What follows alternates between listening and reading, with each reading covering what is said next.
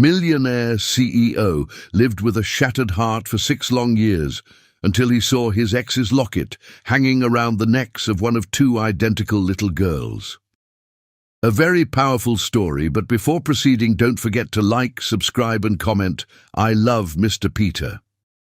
Let's start with love. Some men measure their lives in achievements, but Steve Isaac measured his in the red pins, scattered across a map of America, each one marking a place where his heart had stopped and then shattered when the woman he found wasn't her. The wall of his private investigator's office told a story that nobody wanted to read, a chronicle of obsession that had consumed every waking moment since that morning when he'd reached across the bed and found only cold sheets where Arabella Pal should have been. The search had started simple enough. He'd called her phone until the number disconnected. He'd gone to her apartment and found it emptied, like she'd never existed there at all. He'd talked to her roommates who claimed they knew nothing, her professors who said she'd simply stopped coming to class, her few friends who looked at him with something between pity and suspicion. Within a week, he'd hired his first investigator, and that's when simple became complicated, when hope became addiction, when love transformed into the kind of madness that people whisper about behind closed doors.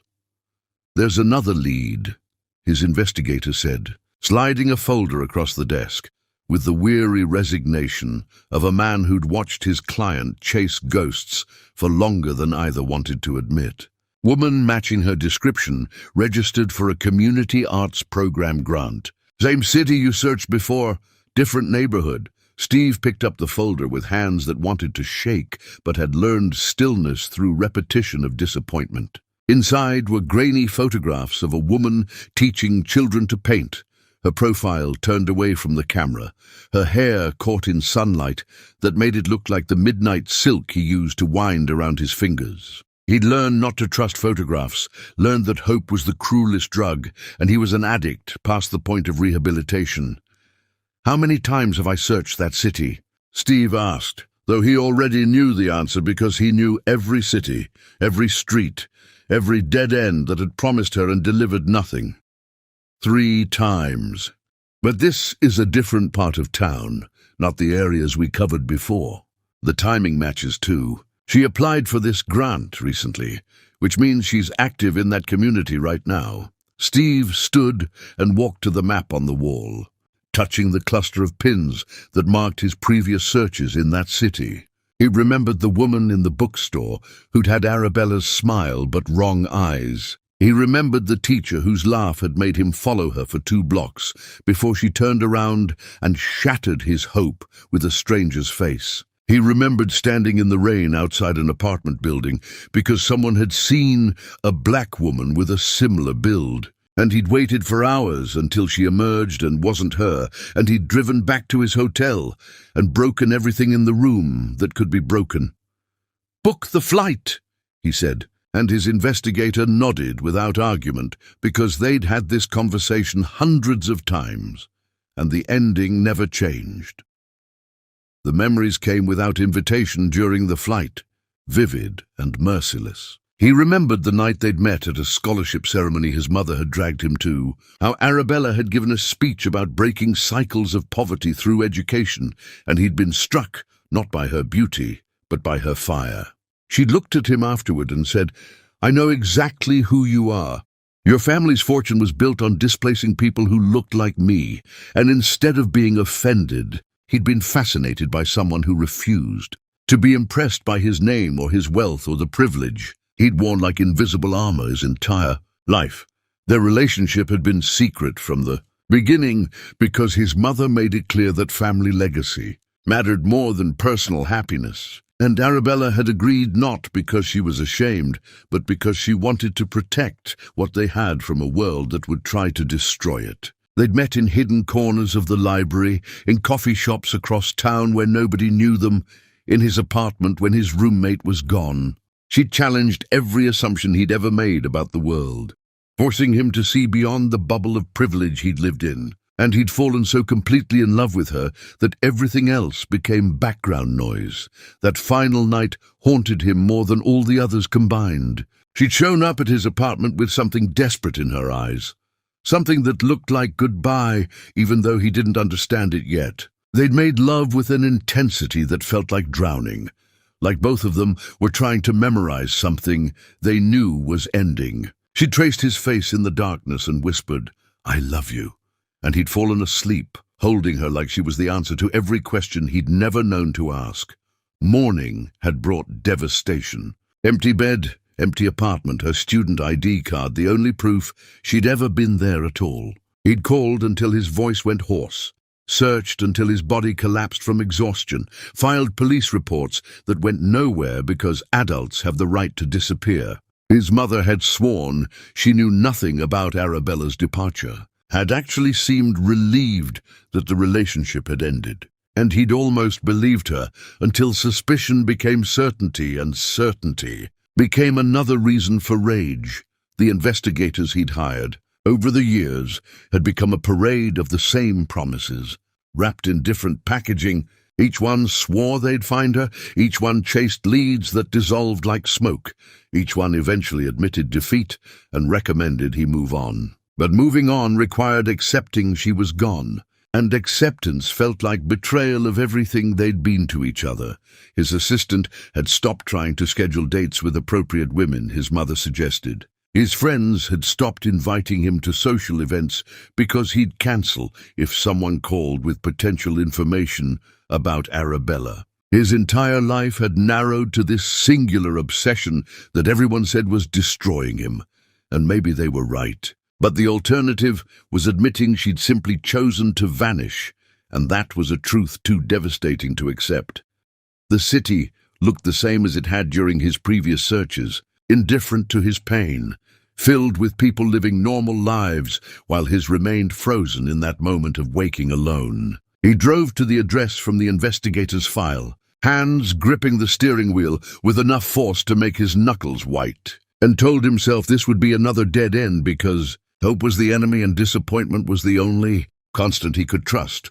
The community art center sat on a corner in a neighborhood that had seen better decades, its windows bright with children's paintings taped to the glass. He parked across the street and sat there trying to breathe through the anxiety that made his chest feel like it was collapsing inward. Through those windows, he could see people moving, children laughing, someone gesturing with animated passion while teaching a class.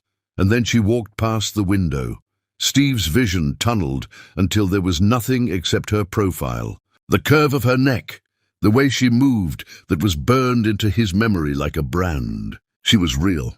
She was there. She existed in the world and wasn't just a ghost his desperate mind had conjured from loneliness and longing. He sat in his car for 3 hours, unable to move, terrified that if he went inside she'd disappear again, that this was another cruel trick his mind was playing. His investigator arrived and took photographs, ran facial recognition software that came back with percentages that meant nothing, because Steve already knew with certainty that defied logic. Children started leaving the center in clusters, parents picking them up with the casual ease of routine. The lights inside stayed bright, and through the window he could see her cleaning paintbrushes, moving around the space with the comfortable familiarity of someone who belonged there. 2 small girls burst out of a back room, identical twins with wild curls and bright laughter. They crashed into Arabella with the unself-conscious joy of children who knew they were loved, and she knelt to their level and smiled at them with tenderness that made Steve's throat close around air that wouldn't come. One of the twins wore something around her neck that caught the light as she spun, a locket, gold and delicate and painfully familiar because he'd given that locket to Arabella with both their pictures inside, a promise neither of them had kept. Steve watched the child touch the locket while talking to her mother, and the timeline that had never quite made sense suddenly clicked into devastating focus. He counted backward in his mind despite trying not to, calculated possibilities he didn't want to face, and the mathematics of biology delivered a truth that made him grip the steering wheel hard enough to hurt. Those weren't just any children. Those were his daughters. and Arabella had spent years hiding them from him while he'd torn the world apart searching for her.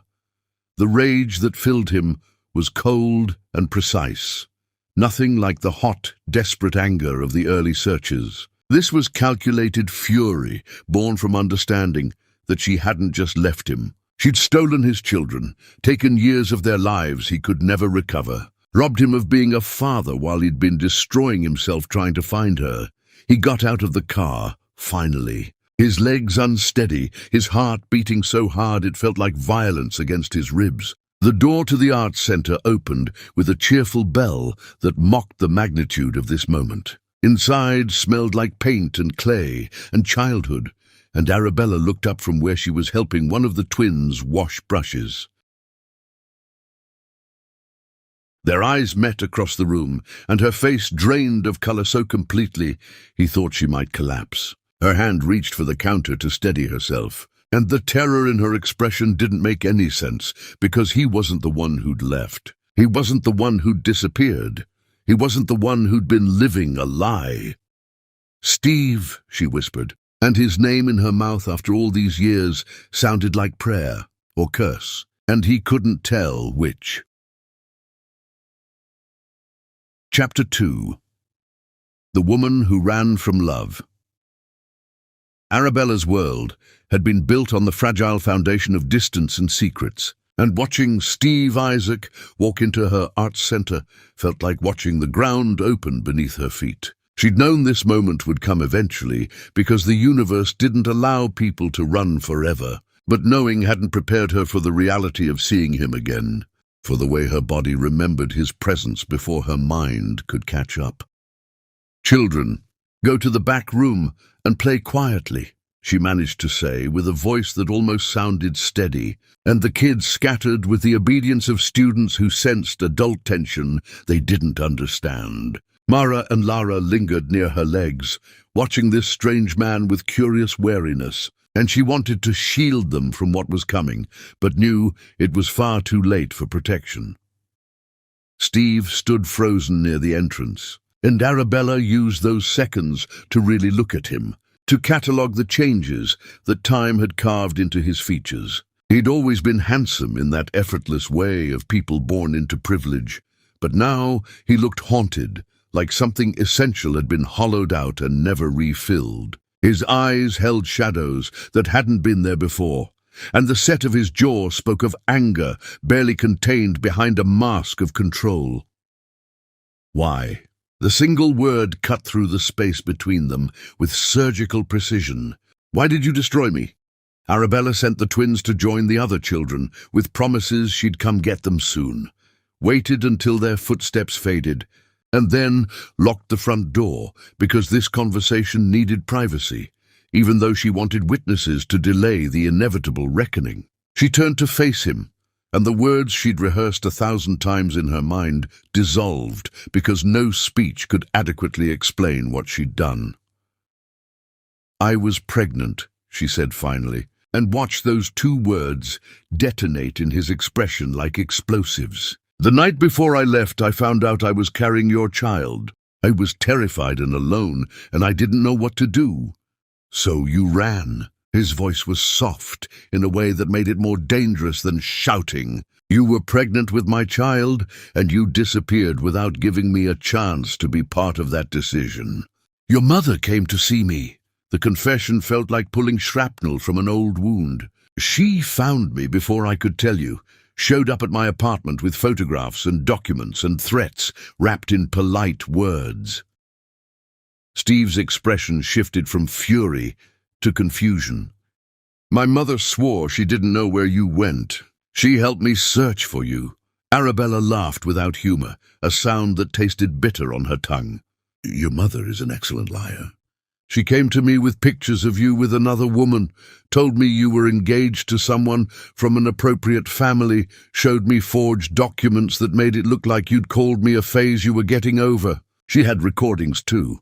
Phone conversations, she claimed, were you telling friends I was just entertainment, nothing serious. She played them for me, and the voice sounded exactly like you. She said if I really loved you, I'd disappear and let you live the life you were meant to have."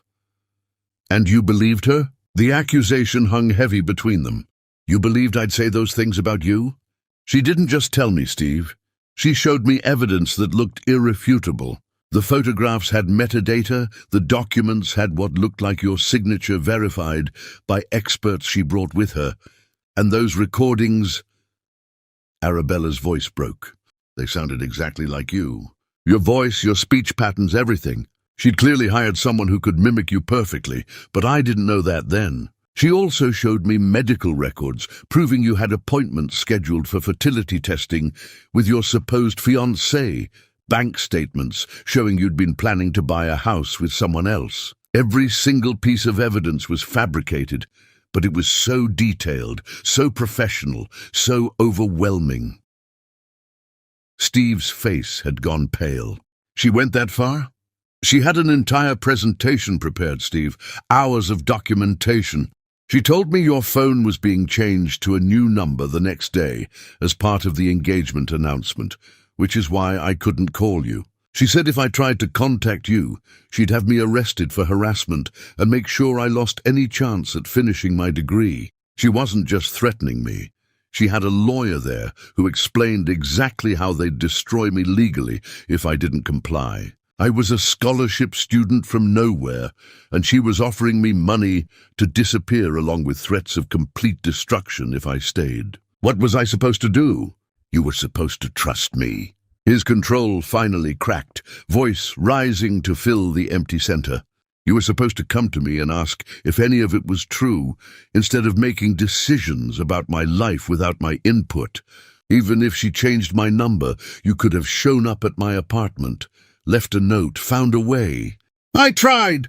Arabella's own voice rose to match his. I went to your apartment that night after she left, planning to tell you everything despite her threats. But when I got there, I saw a woman leaving, the same woman from the photographs she'd shown me. She was wearing an engagement ring and crying, and when she saw me, she said, "You must be the girl he's been trying to let down gently." I'm sorry. I didn't know he was still seeing you when he proposed to me.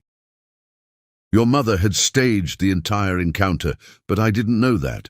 I stood outside your building for hours, Steve, hours, trying to convince myself to go up there and confront you. But I was pregnant and alone, and every piece of evidence pointed to you being engaged to someone else. So I made the choice to believe the worst, because believing the best felt like setting myself up for devastation. So you took that belief and used it to steal my children? Steve moved closer, and Arabella could see the pain radiating off him like heat. You didn't just leave me, Arabella. You took my chance to be a father. You erased me from their lives before I even knew they existed. I know. The admission felt like swallowing glass. I know what I did was unforgivable. I've lived with that guilt every single day. But I thought I was protecting them, protecting you, protecting all of us from a family that would never accept us. That wasn't your decision to make alone. Steve's hands clenched at his sides, like he was physically restraining himself from reaching for her or the walls. You should have let me fight for you, for us, for them. Instead, you decided I was too weak or too selfish to choose my own family over my mother's approval. The truth of his words cut deep because he was right. She'd made assumptions about his character based on fear and his mother's manipulation, and those assumptions had cost them both everything. She'd been a coward dressed up as a martyr, telling herself she was being selfless when really she'd just been too afraid to fight. I tried to call you, she said quietly, knowing it was inadequate defense. In the first months after I left, I picked up the phone so many times. But every time I started to dial, I'd remember that woman with the engagement ring, those recordings of your voice, all that evidence your mother had presented, and I'd convince myself that calling would only hurt you more, that I was doing the right thing by staying away. You should have called anyway. Steve's voice broke slightly, and hearing his pain laid bare was worse than his anger. Do you have any idea what I went through trying to find you? I hired investigators, searched every city, followed leads that went nowhere.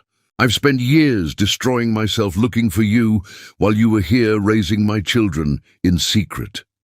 I saw you once, Arabella confessed, the memory rising unbidden. 2 years after I left, I was in a grocery store and I saw you in the parking lot. You looked so lost, so broken, and I almost ran to you. But then I thought about your mother's threats, about how finding out about the twins might complicate your life, and I got in my car and drove away. I've regretted that moment every day since. Steve stared at her with something that looked like horror.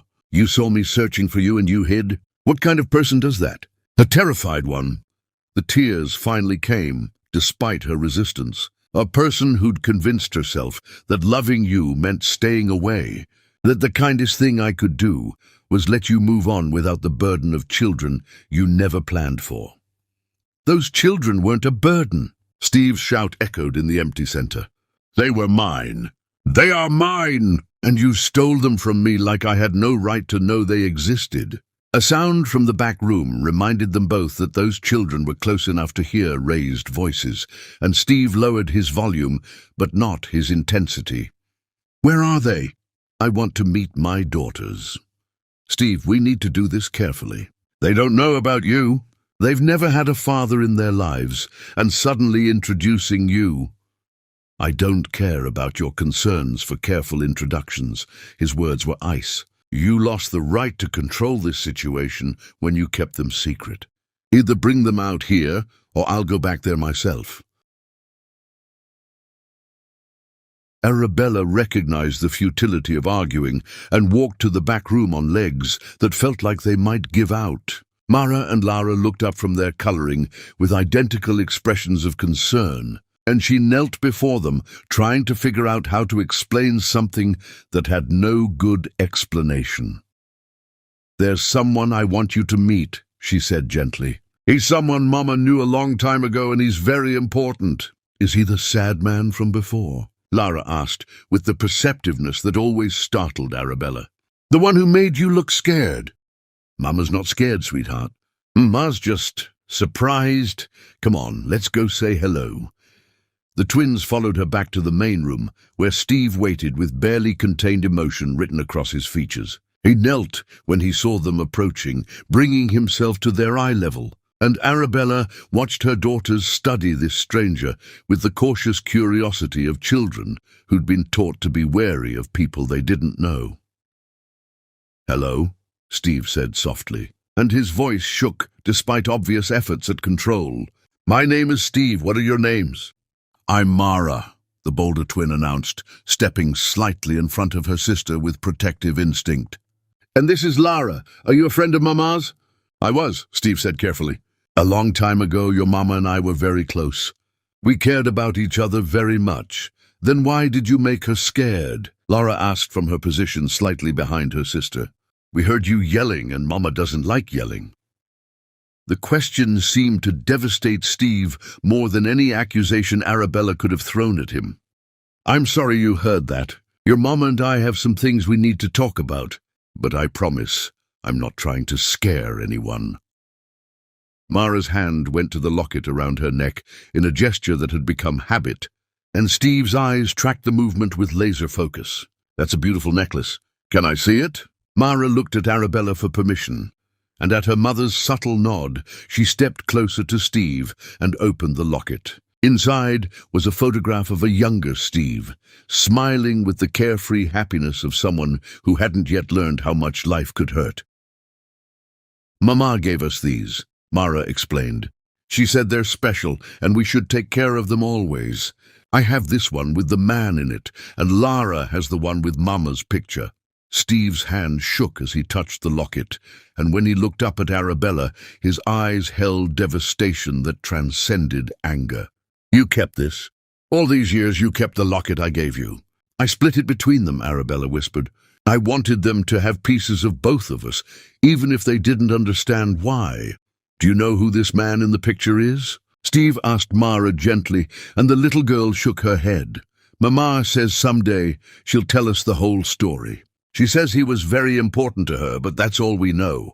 Steve stood abruptly, his emotions clearly overwhelming his ability to maintain composure in front of the children. He looked at Arabella with something that combined rage and anguish in equal measure. We're not done. Not even close to done. But I can't do this right now with them here. Steve, please. No. He cut her off with a single word. You don't get to ask me for anything. Not after what you've done. I'll be back tomorrow, and we're going to figure out what happens next. But know this, Arabella, those are my daughters, and I'm not walking away from them the way you walked away from me. He left without looking back, the bell above the door ringing cheerfully in complete contrast to the devastation he'd left behind. Mara looked up at Arabella with confusion written across her small features. Mama, who was that man really? And why did you both look so sad? Chapter 3. The Daughters He Never Knew. Steve returned to his hotel and systematically destroyed everything breakable in the room. And when the rage finally exhausted itself, he collapsed on the bed and cried for the first time in years. The tears came from a place so deep he didn't know it existed, mourning not just the woman he'd lost, but the father he'd never gotten to be, the years stolen from him, the first words and first steps and birthday parties that happened without him. His phone rang with his investigator asking for updates, and Steve managed to say the words that felt impossible. I found her. She has children. My children, twin daughters. I've been searching for her while she was raising my daughters, and I didn't even know they existed. What do you want me to do? Find out everything about her life since she left. Every job, every apartment, every struggle. I want to know what she's been doing while I was falling apart, trying to find her. Within 2 days, the file arrived, and Steve read it with growing understanding that didn't erase his anger, but complicated it. Arabella had worked multiple jobs during her pregnancy, had given birth alone in a hospital with no family present, had raised the twins while finishing her degree remotely and building the arts center from nothing. The financial records showed poverty he couldn't imagine, eviction notices barely avoided, medical bills she couldn't fully pay. The neighbors described a devoted mother who never complained despite obvious struggles. The file included photographs of her teaching children with passionate engagement, playing with Mara and Lara in parks with broken equipment, sitting alone after her daughters were asleep with weariness etched into every line of her body.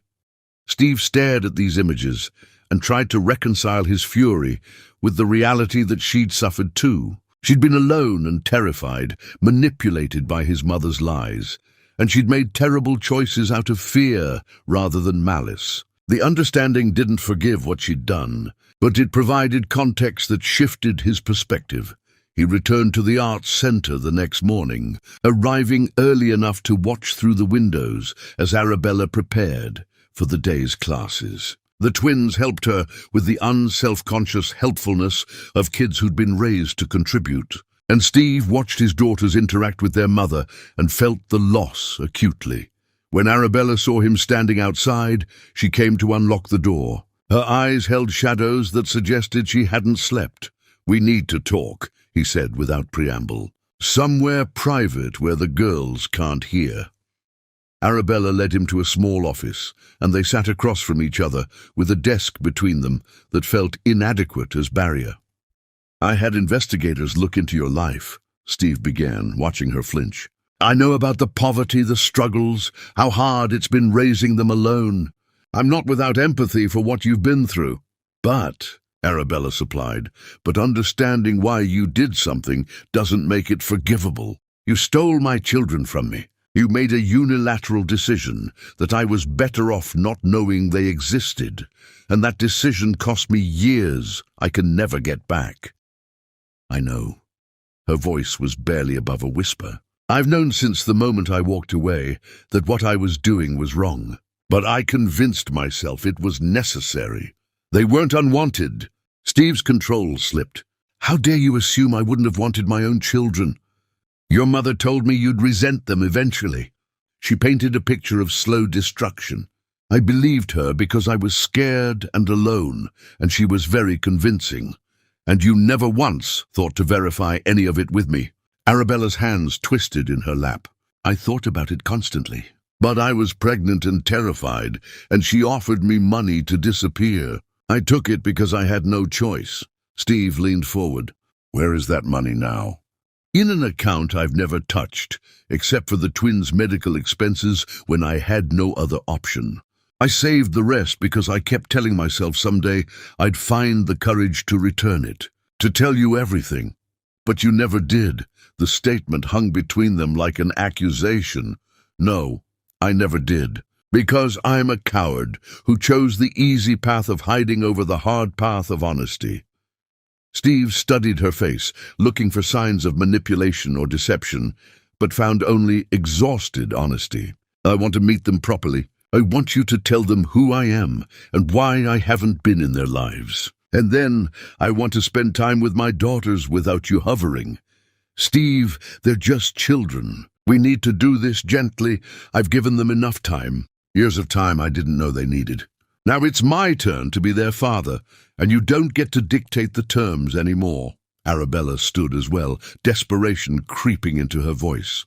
Please don't take them from me. They're all I have. I know I don't deserve mercy, but they need their mother. And they need their father too. I'm not interested in taking them away from you. I'm interested in being part of their lives in the way I should have been from the beginning. They returned to the main room where Mara and Lara were drawing. Arabella called them over and knelt to their level, and Steve watched her gather courage for a confession he knew was destroying her. Girls, I need to tell you something important about the man from yesterday. His name is Steve, and he's your father. The twins processed this with straightforward logic. Mara looked between her mother and Steve with dawning understanding. The man in my locket is our daddy. Yes, sweetheart, that's your father. He didn't know about you until now because Mama made a mistake and didn't tell him you existed. Why not? Lara asked with devastating simplicity. Don't daddies want to know about their children? Arabella's voice broke. This daddy would have wanted to know very much. Mama was scared and made a very bad choice. Daddy's been looking for us for a long time, and now he's found us. Mara studied Steve with serious eyes that looked unsettlingly like his own. Are you going to leave again? The question hit Steve in the chest. No, I promise I'm not going to leave. I didn't know about you before, but now that I do, I'm going to be here. If you'll let me. Lara walked up to Steve with boldness and looked up at him with evaluation that seemed far too mature. Mama cries sometimes when she looks at your picture in the locket. She thinks we don't notice, but we do. Have you been crying too? Steve knelt and looked his daughter in the eyes. Yes, I've been very sad for a long time because I missed your mama and didn't know about you and Mara. But now I found you, and maybe we can all stop being so sad. Okay, Lara said with casual acceptance. You can be our daddy then, but you have to promise not to make Mama cry anymore because we don't like it when she's sad. I promise to try my best, Steve said, and meant it despite the anger still burning in his chest. Mara joined her sister in front of Steve, both twins studying him with cautious hope. Can we hug you? Mara asked. That's what daddies and daughters do on TV. Steve opened his arms, and his daughters stepped into them, and the simple gesture broke something fundamental in his chest. He held them carefully, terrified of doing something wrong, and when they pulled back, both girls were smiling. Do you want to see my painting? Mara asked, already pulling him toward her easel. Over the following days, Steve spent every possible moment with Mara and Lara, learning their personalities. Mara was bold and impulsive, while Lara was thoughtful and observant. They taught him their favorite games and showed him their artwork with pride that made his chest ache. Arabella maintained distance during these visits, allowing space for relationships to form. But the anger remained, simmering beneath surface pleasantries, because knowing his daughters didn't erase the years of their lives he'd missed. Every story they told about their past was a reminder of his absence. One evening, after dropping the twins back at Arabella's apartment, he confronted her on the street outside. I want to know everything about my mother's visit to you. Every word she said, every document she showed you, every threat she made. Arabella looked exhausted in the streetlight. She came to my apartment the night before I left you. She had photographs of you with another woman at events I'd never heard of. Documents that looked like they had your signature saying I was a mistake. Detailed stories about your engagement to someone from an appropriate family. And you believed all of it without question. She was very convincing, Steve. She had proof that looked real, and I was a scared, pregnant girl from nothing facing down a woman with unlimited resources. Yes, I believed her. Steve pulled out his phone and showed her his investigator's findings. My mother's been lying to both of us. She knew where you were. She's known about the twins since they were born. She's been systematically keeping us apart. Arabella read the report with growing horror. She knew? All this time, she knew about your daughters and never told you. And she helped me search while knowing exactly where you were.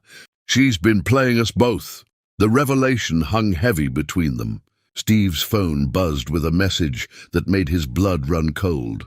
My mother wants to meet her granddaughters, he read aloud. She's threatening legal action if I don't allow it. She says she has rights as their grandmother. Arabella's face went pale. You can't let her near them. She'll try to take them away from me, use her money and connections to paint me as an unfit mother. Steve looked at the woman who'd betrayed him and the mother who'd been manipulating them both. She's not getting anywhere near our daughters. I don't care what she threatens. Our daughters, Arabella repeated softly. That's the first time you've said it like that. They are ours, Steve said firmly. And maybe it's time we stopped fighting each other and started protecting them from the person who's actually been destroying us all along. Chapter 4. The Mother Who Destroyed Them. The family estate looked exactly as Steve remembered from his childhood. Imposing and cold, designed to impress rather than welcome. He'd sworn he'd never return here after his last argument with his mother, but protecting his daughters required facing the woman who'd orchestrated their separation. Arabella sat beside him in the car, hands twisted in her lap with nervous energy, and he could feel her terror radiating in waves. You don't have to come inside, Steve said, though they'd already had this argument twice. I can handle my mother alone. She manipulated both of us for years. I deserve to hear whatever lies she tells directly instead of filtered through your report. Arabella's voice was steady, despite the fear in her eyes. Besides, she wanted to meet the twins. I need her to understand that's never happening. They walked to the door together, and Steve noticed his mother had been watching from the window because she opened it before he could knock. She looked exactly as she always had, elegant and cold, her smile practiced and empty of warmth. Her eyes passed over Steve dismissively and landed on Arabella with unconcealed disdain. So you finally crawled out of whatever hole you've been hiding in, his mother said to Arabella without preamble. I'm surprised it took you this long to chase after his money. We're not doing this on the doorstep, Steve cut in before Arabella could respond. You wanted to talk about your granddaughters. Let's talk inside. His mother led them to the formal sitting room, and Steve remembered every uncomfortable moment he'd spent in this space being lectured about family obligations and appropriate behavior. Arabella sat on the edge of her chair like she might need to run, and his mother settled into her usual seat with the air of a queen granting audience. I want to meet my granddaughters, she began without pleasantries. I understand you've kept them secret, but now that they've been discovered, I have rights as their grandmother. You have no rights, Steve said flatly. You forfeited any claim to family when you manipulated us both and kept my children secret from me. His mother's expression didn't change. I did what was necessary to protect you from a disastrous decision. She was using you, obviously trying to trap you with a pregnancy, and I simply accelerated the inevitable separation. Except she was actually pregnant, Steve said with barely controlled fury. And instead of telling me about my own children, you let me search for her for years while knowing exactly where she was. You have no proof of that accusation. His mother's voice was ice. And even if I did know her location, keeping you apart was in your best interest. Look at you now, throwing away your future for mixed-race children who will never be accepted in our circles." Arabella flinched at the casual racism, and Steve saw red at the edges of his vision. "Those mixed-race children are your granddaughters, and the fact that you can't see their value tells me everything I need to know about your character." "Character?" His mother laughed without humor. "I'm trying to protect our legacy from being diluted by someone who saw you as a meal ticket. She took money to leave you, Stephen. That tells you exactly what kind of person she is." "I took that money because I was pregnant and alone and terrified," Arabella said quietly, speaking directly to his mother for the first time. "You came to me with lies and threats and convinced me that telling Steve about the pregnancy would destroy him. I believed you because I loved him enough to want to protect him, even if that meant sacrificing my own happiness." "How noble," his mother sneered. "And yet you kept his children secret for years while struggling in poverty. If you really loved him, you would have told him the truth and let him decide what to do." "You're right," Arabella said, and the admission seemed to surprise his mother. "I should have told him. I should have trusted him more than I trusted your manipulation. I made terrible choices out of fear, and I've regretted them every day. But at least my mistakes came from love and terror. Yours came from prejudice and cruelty." His mother's face hardened. "I want to see those children. They have legal rights as their grandmother, and I will pursue every avenue available to ensure I have access to them." "Go ahead," Steve said calmly. "Pursue whatever legal action you want. I have evidence of your manipulation, proof that you knew about my daughters and deliberately kept them from me. Any judge who hears that story will side with parents trying to protect their children from a toxic grandmother." "You think you can win against me in court?" His mother's voice dripped with condescension. "I have resources you can't imagine. Lawyers who will tear apart her character and paint you as unstable. I'll destroy both of you and take those children into proper custody, where they'll be raised correctly." "You won't get anywhere near them," Arabella said with surprising strength. "I've lived in poverty and worked myself to exhaustion keeping my daughters safe. You think your money scares me? I've already survived the worst thing you could do, which was taking away the man I loved and forcing me to raise our children alone." Steve watched Arabella face down his mother and felt something shift in his chest, some recognition of the strength she'd been forced to develop through suffering. His mother noticed his expression, and her face twisted with disgust. "You're choosing her over your family, over everything I've built for you?" "You didn't build anything for me," Steve said quietly. "You built a prison of expectations and called it legacy. I'm choosing my daughters because they're actually my family. You're just the woman who gave birth to me and spent my entire life trying to control me." His mother stood abruptly. "Get out, both of you. And when my lawyers contact you about custody proceedings, remember that you chose this path." "We're leaving," Steve agreed, taking Arabella's hand without thinking about the gesture. "But understand this clearly. If you come anywhere near my daughters, if you try to contact them or interfere in their lives in any way, I will use every resource I have to destroy you. The evidence I have of your manipulation will go public, and everyone will know exactly what kind of person you really are." They left without looking back, and Steve didn't release Arabella's hand until they reached the car. She was shaking, with adrenaline and residual fear, and he found himself wanting to comfort her despite the anger he still carried. "She's going to try to take them away from me," Arabella said, as he drove away from the estate. "She has money and connections, and I have nothing.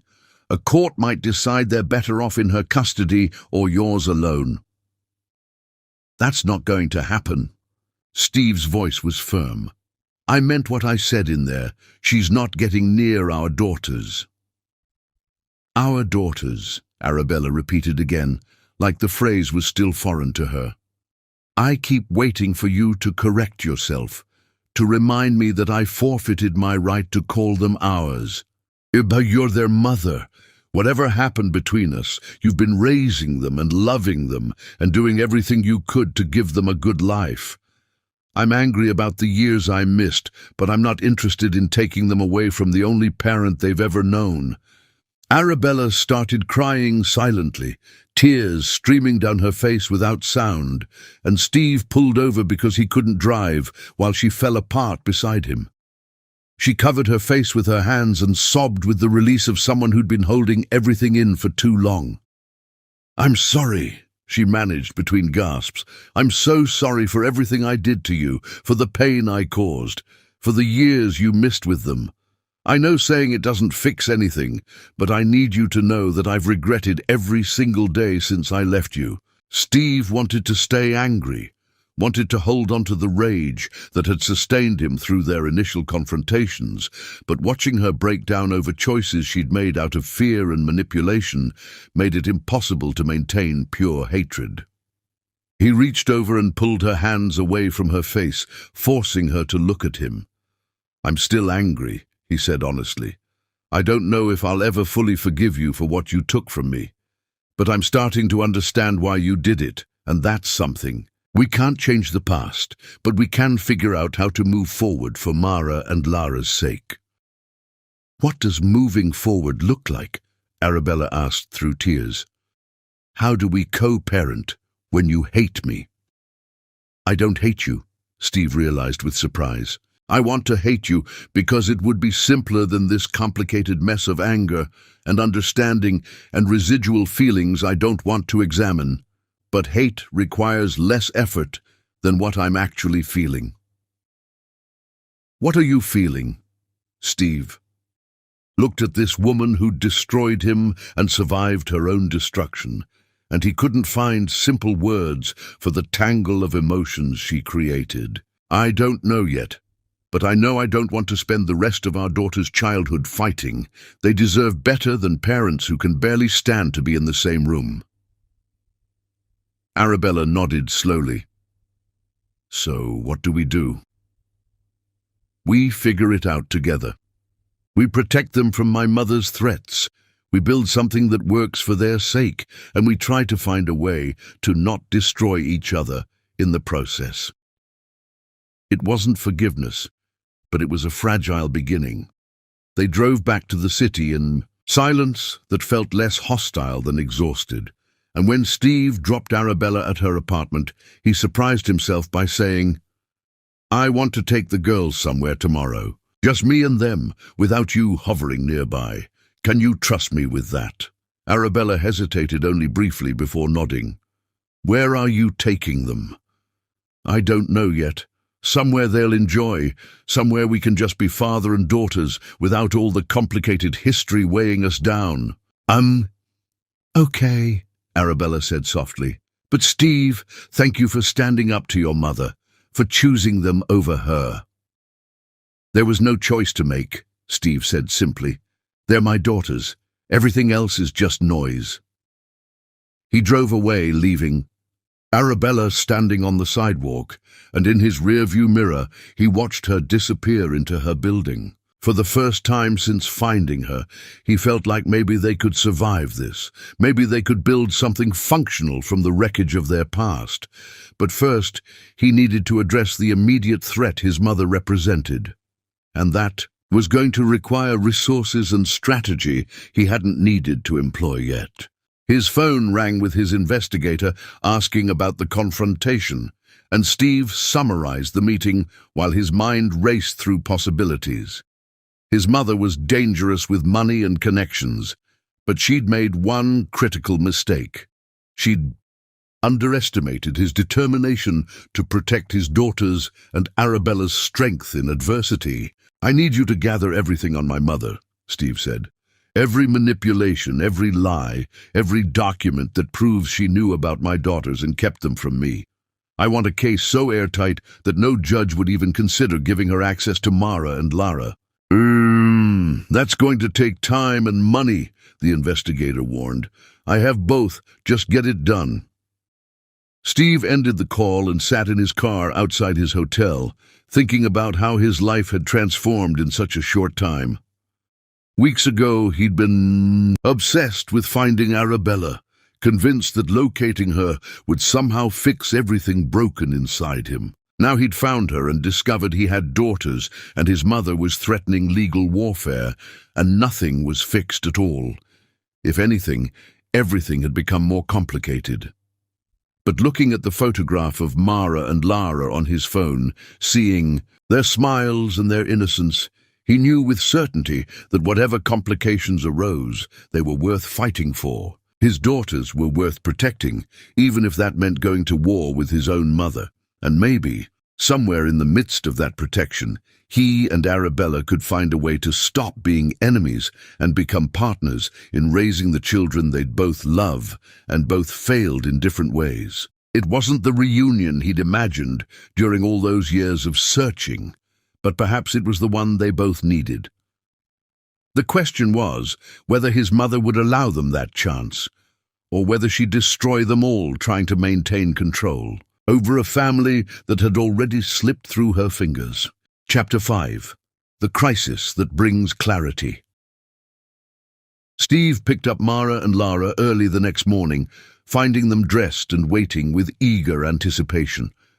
Arabella hovered near the door with obvious reluctance to let them go, and he recognized the fear of a mother giving up control for the first time. "We'll be fine," he assured her quietly. "I promise to keep them safe." "Be good for your father," Arabella said, hugging both girls fiercely. "Mama will be fine," Mara said with exasperated patience. "Daddy's not going to let anything bad happen to us." The casual way she said "Daddy" made Steve's chest tighten, and he caught Arabella's eye over the twins' heads and saw her own emotional reaction to their daughter's acceptance. He took them to a park with elaborate playground equipment. Watching them play with unbridled joy, he tried to memorize every detail because he'd missed so many moments already. Mara was fearless on the climbing structures, while Lara preferred the swings, both occasionally looking back to make sure he was watching. "Are you and Mama going to get married?" Mara asked suddenly during lunch, her question delivered with blunt directness. Steve nearly choked on his sandwich. "That's complicated, sweetheart. Your mama and I have a lot of things we're still figuring out." "But you love her, right?" Lara chimed in, her perceptive eyes studying his face. "We see how you look at her sometimes when you think nobody's watching." "Real life is messier than movies," Steve said gently. "Sometimes people hurt each other, even when they love each other, and fixing that hurt takes time." "But you're not angry anymore, right?" Mara's face showed worry. "I'm still working through my feelings, but I'm not angry at you and Lara. You two are perfect, and I'm grateful I get to be your father now." They spent the afternoon at a children's museum where Mara and Lara explored with enthusiastic curiosity, and Steve found himself enjoying fatherhood in ways he'd never anticipated. These were his children, and watching them discover the world filled him with purpose he'd been missing for years. It was late afternoon when Lara complained of feeling dizzy. Steve assumed she needed food or rest, but when her face went pale and she swayed on her feet, alarm bells started ringing. He caught her before she collapsed, and Mara started crying with panic. "I need to get her to a hospital," Steve said, already moving toward the exit with Lara in his arms. She felt too light, too fragile, her breathing shallow and her skin clammy. He called Arabella from the car, trying to keep his voice steady, though terror was clawing at his throat. "Lara's sick. I'm taking her to the hospital. Meet me there." "What happened? Is she okay?" Arabella's voice climbed with maternal panic. "I don't know yet." She just collapsed. "Just meet me at the emergency room." The hospital was chaos of fluorescent lights and antiseptic smells. The staff took one look at Lara's condition and rushed her back for evaluation, leaving Steve in the waiting room with Mara sobbing against his chest. "Is Lara going to die?" Mara asked through tears, and the question destroyed him. "The doctors are helping her right now. They're going to figure out what's wrong and make her better." Arabella burst through the emergency room doors, looking wild with terror. She ran to Mara and pulled her daughter into her arms, while Steve stood apart, feeling helpless. What happened? Arabella demanded once Mara's crying subsided. We were at the museum, and she complained of dizziness. Then she just collapsed. I brought her straight here. This isn't your fault, Arabella interrupted. Children get sick. You did exactly what you should have done. They waited in terrible silence. Steve paced while Arabella held Mara, grief and fear making everyone equal. A doctor finally emerged, looking grave. Are you Lara's parents? Yes, they said simultaneously. Your daughter has a serious heart condition that appears to be congenital. She's going to need surgery, and I won't lie to you, it's risky. We need to operate soon to prevent further deterioration. The words hit like physical blows. Steve felt his legs weaken, and Arabella made a sound like she'd been gutted. Mara started crying again. How risky? Steve managed to ask, every surgery carries risks, but this particular procedure has complications we need to discuss. For now, she's stable and sedated. You can see her briefly, but then we need to prep for surgery first thing tomorrow morning. They were led to a room where Lara lay looking impossibly small in the hospital bed, connected to machines that beeped with steady rhythm. Steve stood on one side while Arabella took the other, and Mara climbed carefully onto the bed to curl against her sister. She's going to be okay, Arabella whispered like a prayer. Steve reached across the bed without thinking and took Arabella's hand, and she gripped it with desperate strength. They stood together over their daughter, united in fear and love. And Steve realized that whatever anger he'd been holding on to had become irrelevant in the face of potentially losing Lara. The night passed in terrible slow motion. They took turns sitting with Lara, while the other stayed with Mara in the waiting room. Steve found Arabella crying in a supply closet around midnight and held her while she broke apart. I can't lose her, Arabella sobbed against his chest. She's my baby. They're both my babies, and I can't survive if something happens to her. She's not going anywhere, Steve said with more confidence than he felt. She's strong like her mother. She's going to fight through this. Arabella nodded against his chest, and they returned to their daughter's bedside. The surgical team came in the pre-dawn hours to explain the procedure, and both parents listened with growing horror at everything that could go wrong. Do whatever you need to do to save her, Arabella said when the surgeon finished.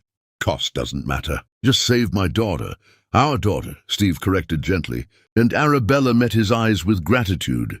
They wheeled Lara away just after sunrise, and Steve held Arabella while she watched their daughter disappear through surgical doors. Mara clung to both of them, and they formed a knot of shared terror until a nurse guided them back to the waiting room. The surgery took hours that felt like years. Steve and Arabella barely spoke, lost in private fears they couldn't articulate. Mara fell asleep on Arabella's lap, exhausted from crying, and Steve covered them both with his jacket.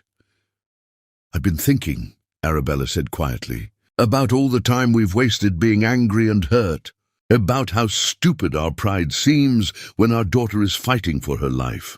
I've been thinking the same thing, Steve admitted. None of it matters as much as I thought it did. All that matters is Mara and Lara being okay. Do you think we can find our way back to each other? Arabella asked, her voice barely audible. Steve didn't answer immediately. I don't know, but I know I don't want to spend the rest of our daughters' lives fighting. And I know that somewhere under all the hurt and anger, I still care about you more than I want to admit. Arabella's tears fell silently, and Steve reached over to wipe them away. We don't have to figure everything out right now. Let's just focus on getting Lara through surgery. The rest can wait. The surgeon emerged finally, and both parents stood with identical expressions of desperate hope.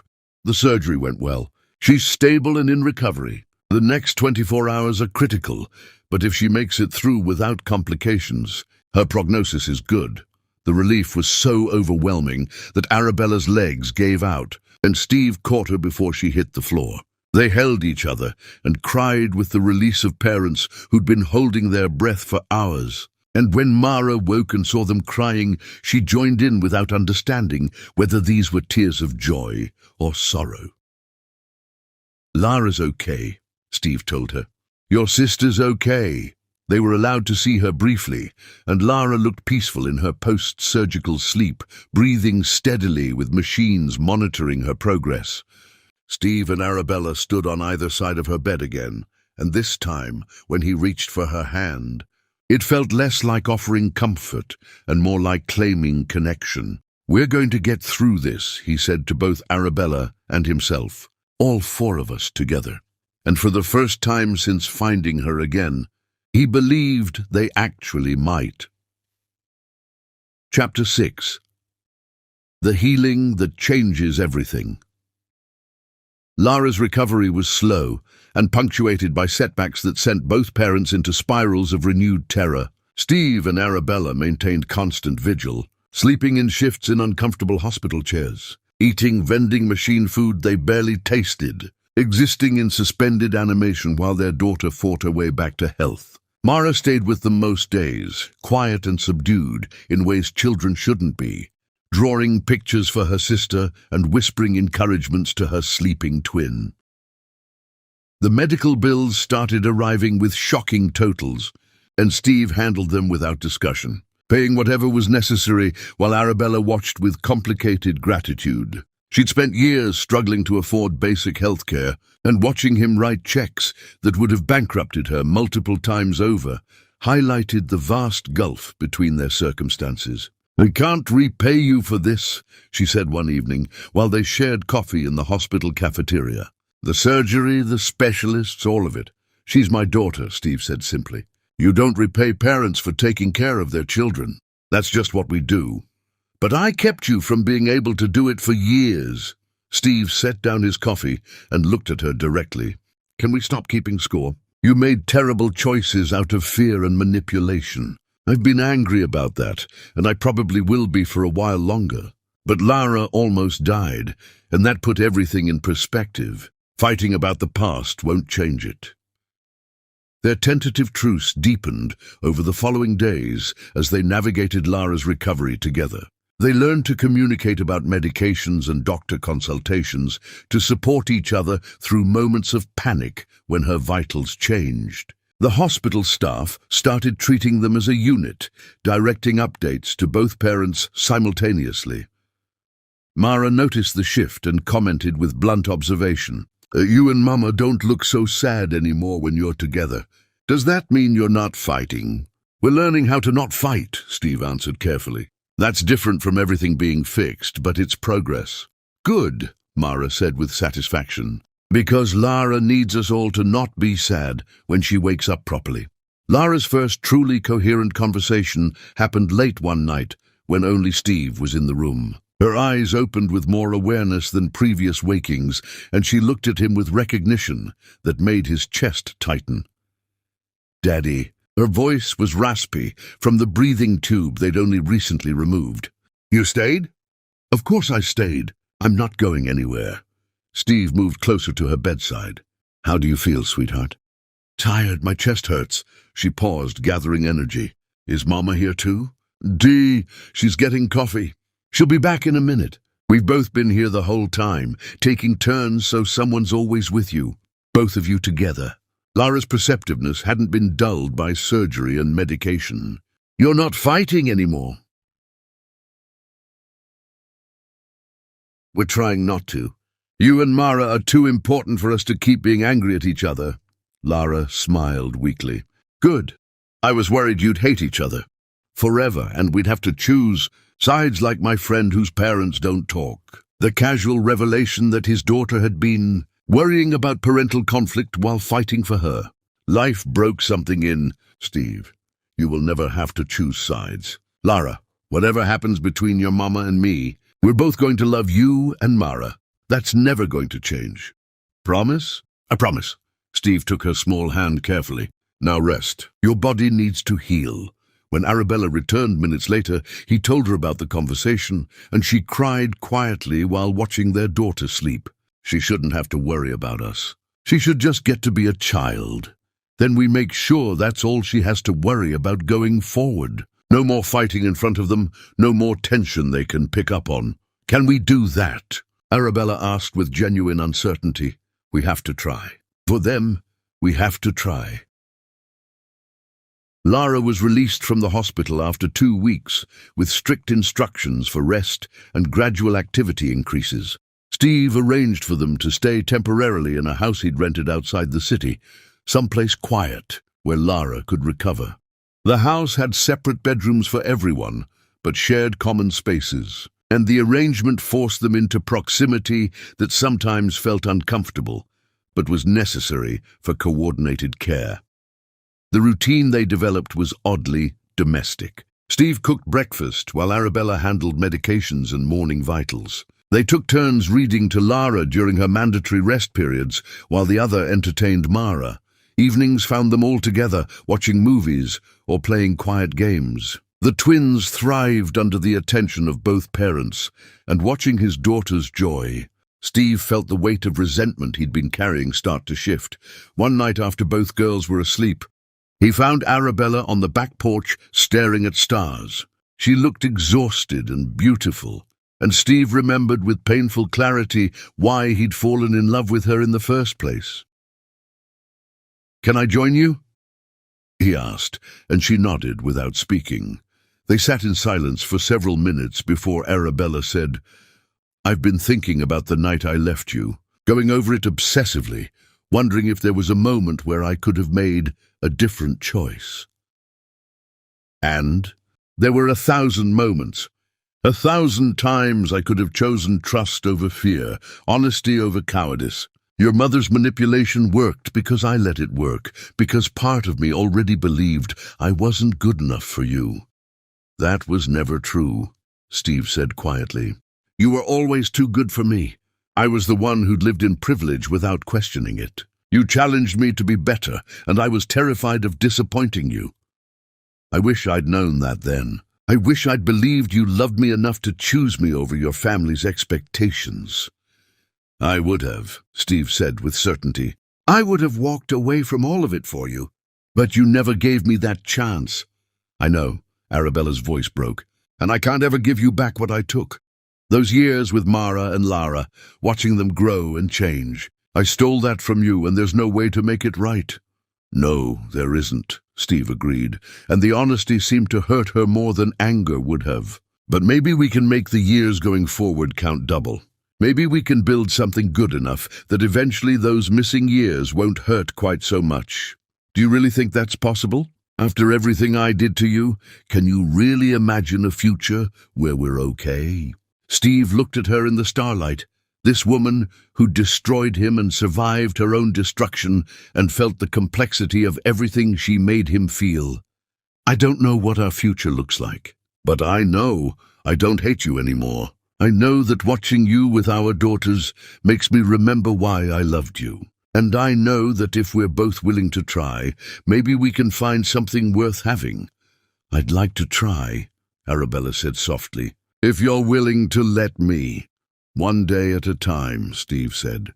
We figure it out one day at a time, and maybe eventually we'll look up and realize we've built something real.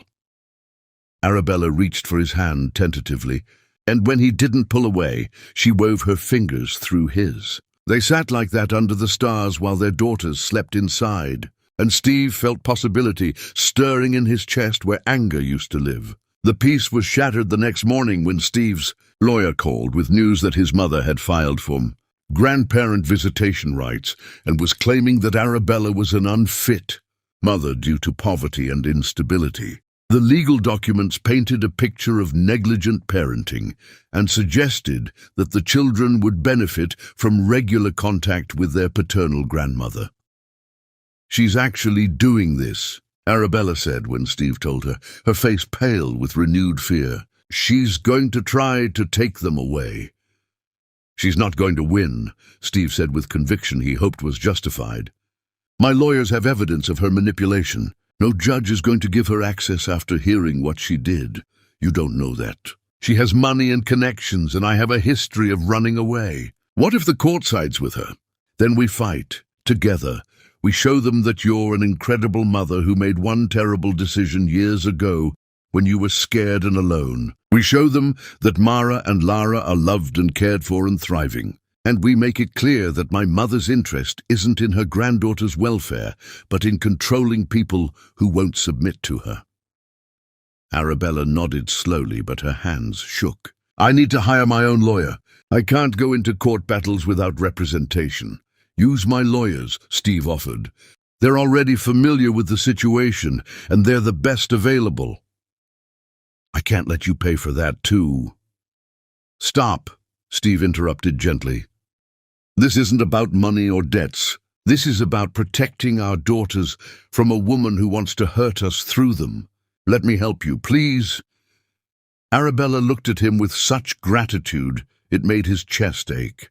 "Thank you for standing with me instead of against me. I know you have every right to side with your mother and try to take custody yourself, but you're choosing to support me instead. You're their mother. You've been their mother through poverty and struggle and fear. I'm not going to let my mother or anyone else suggest you're not good enough for them." The legal battle ahead of them was daunting, but facing it together felt manageable. Steve found himself wanting to protect Arabella almost as much as he wanted to protect his daughters, and the realization surprised him. Somewhere between the anger and the hospital vigils and the shared domesticity of Lara's recovery, he'd stopped seeing her as the woman who'd betrayed him and started seeing her as his partner. That night, he lay awake thinking about possibilities he'd been too angry to consider before. What would it look like if they actually tried to rebuild what they'd had? Could love survive the kind of betrayal she'd committed? More importantly, did he want to try? The answer came when he walked past Arabella's bedroom and heard her crying quietly in the darkness. He stood outside her door for a long moment before knocking softly. When she opened it, with tear-streaked face, he didn't overthink the impulse that made him pull her into his arms. "We're going to get through this," he told her while she cried against his chest. "All of it. The custody battle, the recovery, everything. We're going to get through it together." Arabella nodded against him, and Steve realized with startling clarity that he wanted more than just co-parenting. He wanted her, not the memory of who she'd been, but the woman she'd become through suffering and survival. He wanted to rebuild what they'd lost and create something stronger from the pieces. But rebuilding required foundation work, and foundation work required time and trust and healing none of them had achieved yet. So he held her while she cried and made promises he intended to keep, and told himself that wanting her was different from being ready for her. Tomorrow would bring lawyers and strategy sessions and preparations for legal warfare. But tonight they had this moment of shared vulnerability, and Steve held on to it like the fragile beginning it was. Chapter 7. The Battle for Family. The lawyer's office felt cold and impersonal, designed to intimidate rather than comfort, and Arabella sat beside Steve, trying not to show how terrified she was. His mother's legal team had filed documents that painted a devastating picture of negligent parenting, citing her poverty, her choice to keep the children secret, her history of running away from problems. Every terrible choice she'd made was being weaponized against her, and reading the accusations felt like being stripped naked and examined for flaws. "This is character assassination," Steve's lawyer said bluntly. "They're trying to make you look unstable and irresponsible, but we have evidence that contradicts every claim. Your financial situation was the direct result of raising 2 children alone without support, which you only did because of their client's manipulation." "Will that matter to a judge?" Arabella asked, her voice small. "She has money and connections, and I have nothing but excuses for bad decisions." "You have years of dedicated parenting and children who are clearly loved and well-adjusted," the lawyer countered. "We also have evidence of her manipulation and proof that she knew about the children and deliberately kept them secret from their father. No judge is going to look kindly on a grandmother who prioritized control over family welfare." The legal strategy sessions were exhausting and demoralizing, forcing Arabella to relive every mistake, while lawyers dissected her choices with clinical detachment. Steve sat beside her throughout, his presence a steady anchor when she felt like she might drown in shame and fear. He defended her when the lawyers pushed too hard, reminded them that she was a person rather than a case file, and made it clear that they were fighting together rather than separately. The preliminary hearing arrived with agonizing speed. His mother sat across the courtroom, looking elegant and composed, her lawyer painting a picture of concerned grandmother worried about her grandchildren's welfare. Arabella listened to herself being described as impoverished and unstable, as someone who'd kidnapped children from their father and raised them in conditions bordering on neglect. Steve's lawyer countered with evidence of his mother's manipulation, presenting documents that proved she'd known about the twins since birth and had actively prevented Steve from finding them. The judge listened with increasing skepticism to his mother's claims of concern, while evidence of her deception mounted. "Mrs. Isaac, you're claiming you want what's best for your granddaughters, yet you spent years ensuring they and their father remained separated." The judge's tone suggested the contradiction wasn't lost on her. How does that demonstrate concern for their welfare? His mother's lawyer scrambled to explain that she'd been protecting Steve from a bad situation, but the argument fell flat when Steve himself testified that he desperately wanted to find Arabella and would have immediately claimed his children if given the chance. "Your Honor, my mother systematically destroyed my chance to be a father," Steve said with quiet intensity. "She manipulated Arabella into leaving, kept my children secret, and is now trying to use the poverty she forced on their mother as evidence of unfitness. This isn't about my daughter's welfare. This is about control and punishment." The judge looked between Steve's mother and Arabella with an expression that suggested she'd seen enough custody battles to recognize genuine concern from vindictive maneuvering. "I'm denying the petition for grandparent visitation rights pending further investigation. Mrs. Isaac, if you truly care about your granddaughters, I suggest you focus on repairing your relationship with their father rather than attempting to interfere in their mother's custody." The relief was overwhelming. Arabella felt her legs weaken as Steve's hand found hers under the table, gripping with shared triumph. His mother's face twisted with barely contained rage, and she stood abruptly, her lawyer trying to calm her as she stalked from the courtroom. Outside in the hallway, Steve pulled Arabella into a fierce hug. "We won. She's not going to get near them." "This time," Arabella said, her relief tempered by realism. "But she's not going to stop. People like her don't accept defeat. Then we'll keep fighting. As many times as necessary." Steve pulled back to look at her face. "You're safe.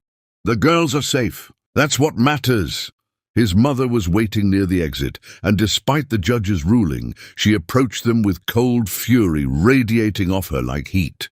"This isn't over, Stephen. You're throwing away your future for a woman who abandoned you and children who will never be accepted in our world." "Your world," Steve corrected. "A world built on prejudice and cruelty. My daughters deserve better, and so does Arabella. You'll regret choosing them over family," his mother hissed. "When the money runs out and the reality of raising mixed-race children sets in, you'll understand what I was trying to protect you from. The only thing I regret is not standing up to you sooner," Steve said with finality. "You're not my family anymore. You lost that right when you decided your prejudice was more important than my happiness or my children's welfare." His mother's face hardened into something ugly. "Then consider yourself disinherited. Every penny, every connection, every advantage your name carried, gone. See how long your noble love lasts when you're struggling like her." "Keep it," Steve said simply. "I don't want anything that comes with the price of your approval." They left his mother standing in the courthouse hallway, and Steve felt lighter than he had in years. The money and connections she threatened to withdraw had never brought him joy anyway, and the freedom of choosing his own family over inherited obligation was worth whatever financial consequences came. Arabella was quiet during the drive back to the house, processing everything that had happened. You just gave up your inheritance for us. Do you understand what that means? It means I'm free, Steve said. Free from her manipulation, free from expectations I never wanted to meet, free to build a life with people who actually matter to me. People like me. Arabella asked softly, especially like you. Steve glanced at her before returning his eyes to the road. I know we're still figuring things out, but I want you to know that choosing to defend you wasn't obligation. It was what I wanted to do. They returned home to find Mara and Lara waiting with the babysitter, and both girls rushed to their parents with questions about where they'd been and whether everything was okay. Steve knelt and gathered both daughters into his arms. Everything's okay. Your grandmother tried to cause trouble, but the judge said she can't bother us anymore. You're safe, and Mama and I are going to make sure you stay safe. Is Grandma mean? Lara asked with her characteristic directness. You said she was your mama, but you don't seem to like her very much. Sometimes people we're related to aren't good people, Steve explained carefully. My mother made choices that hurt people I love, and I can't accept that. Family is supposed to protect each other, not cause harm. So Mama's part of our family now? Mara asked hopefully. Like all of us together? Steve looked at Arabella over the twins' heads, and something passed between them that felt like promise. Yes, sweetheart. We're a family, all four of us together. The girls cheered and declared that they should celebrate with pizza and ice cream, and Steve agreed, because sometimes children's simple solutions were exactly right. They spent the evening in easy domesticity that felt increasingly natural, and watching Arabella laugh at something Mara said, Steve realized he was falling in love with her again. Not the memory of who she'd been in college, but the woman she'd become through struggle and survival.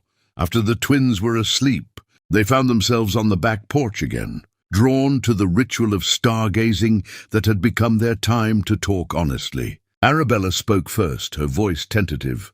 What you said in the courthouse about choosing to defend me because you wanted to. Did you mean that? Every word, Steve confirmed. You made terrible choices that hurt me deeply, and I'm still working through that pain. But I'm starting to understand that hurt and love aren't mutually exclusive. I can acknowledge what you did wrong while also recognizing that you did the best you could with impossible circumstances. That's generous considering what I cost you. It's honest. And I need us to be honest with each other going forward if this is going to work. If what's going to work? Arabella asked, though her eyes suggested she knew what he meant. This. Us. Whatever we're becoming. Steve turned to face her fully. I want to try again, Arabella. Not to recapture what we had before, because we're not those people anymore, but to build something new with who we are now. Arabella's breath caught. Are you sure? After everything I did to you, how can you even consider trusting me again? Because I see how you are with our daughters. Because you've spent years in poverty rather than spend money you considered tainted. Because you faced down my mother in court despite being terrified. Because when I look at you, I still see the woman I fell in love with, just stronger and scarred and infinitely more interesting. I don't deserve your forgiveness. Maybe not, Steve agreed, but I'm giving it anyway, not because you've earned it, but because holding on to anger was destroying any chance we had at happiness. I'm choosing to forgive you because I want a future with you more than I want to punish you for the past. Arabella started crying, and Steve pulled her close, like he'd been doing increasingly often. She fit against him like she'd never left, and the years apart felt less important than the possibility of years ahead.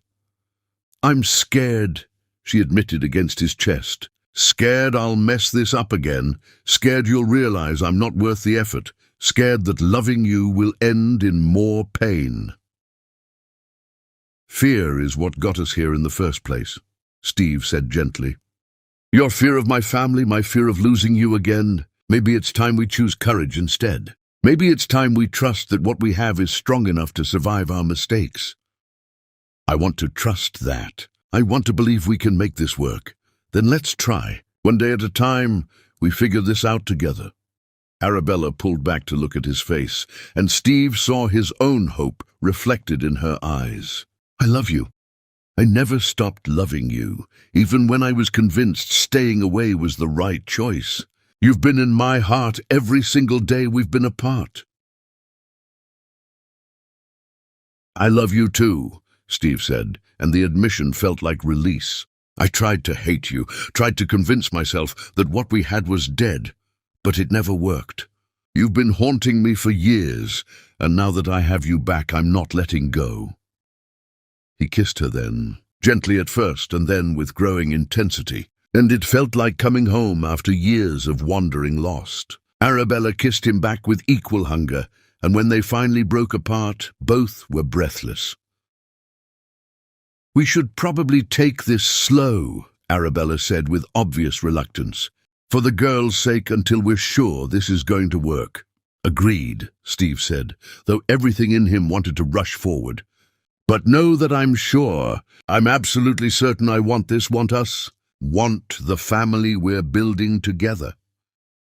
They stayed on the porch talking until late, making plans and sharing fears and slowly rebuilding the trust that had been shattered. It wasn't perfect and it wasn't simple, but it was honest and real and filled with possibility that felt like hope. Inside the house, their daughters slept peacefully, unaware that their parents were finally finding their way back to each other. The locket that had brought them together sat on Mara's nightstand, both halves still separated but promising eventual unity. Much like their parents, the pieces existed apart, but were destined to be whole again. Chapter 8. The Rebuilding of Love. The weeks following the court victory settled into a rhythm that felt increasingly domestic and permanent. Steve and Arabella maintained separate bedrooms in the rented house, but the boundaries between them blurred with each passing day. Morning coffee became their time to coordinate schedules and steal quiet conversations. Evenings found them side by side, helping with homework and reading bedtime stories in alternating voices.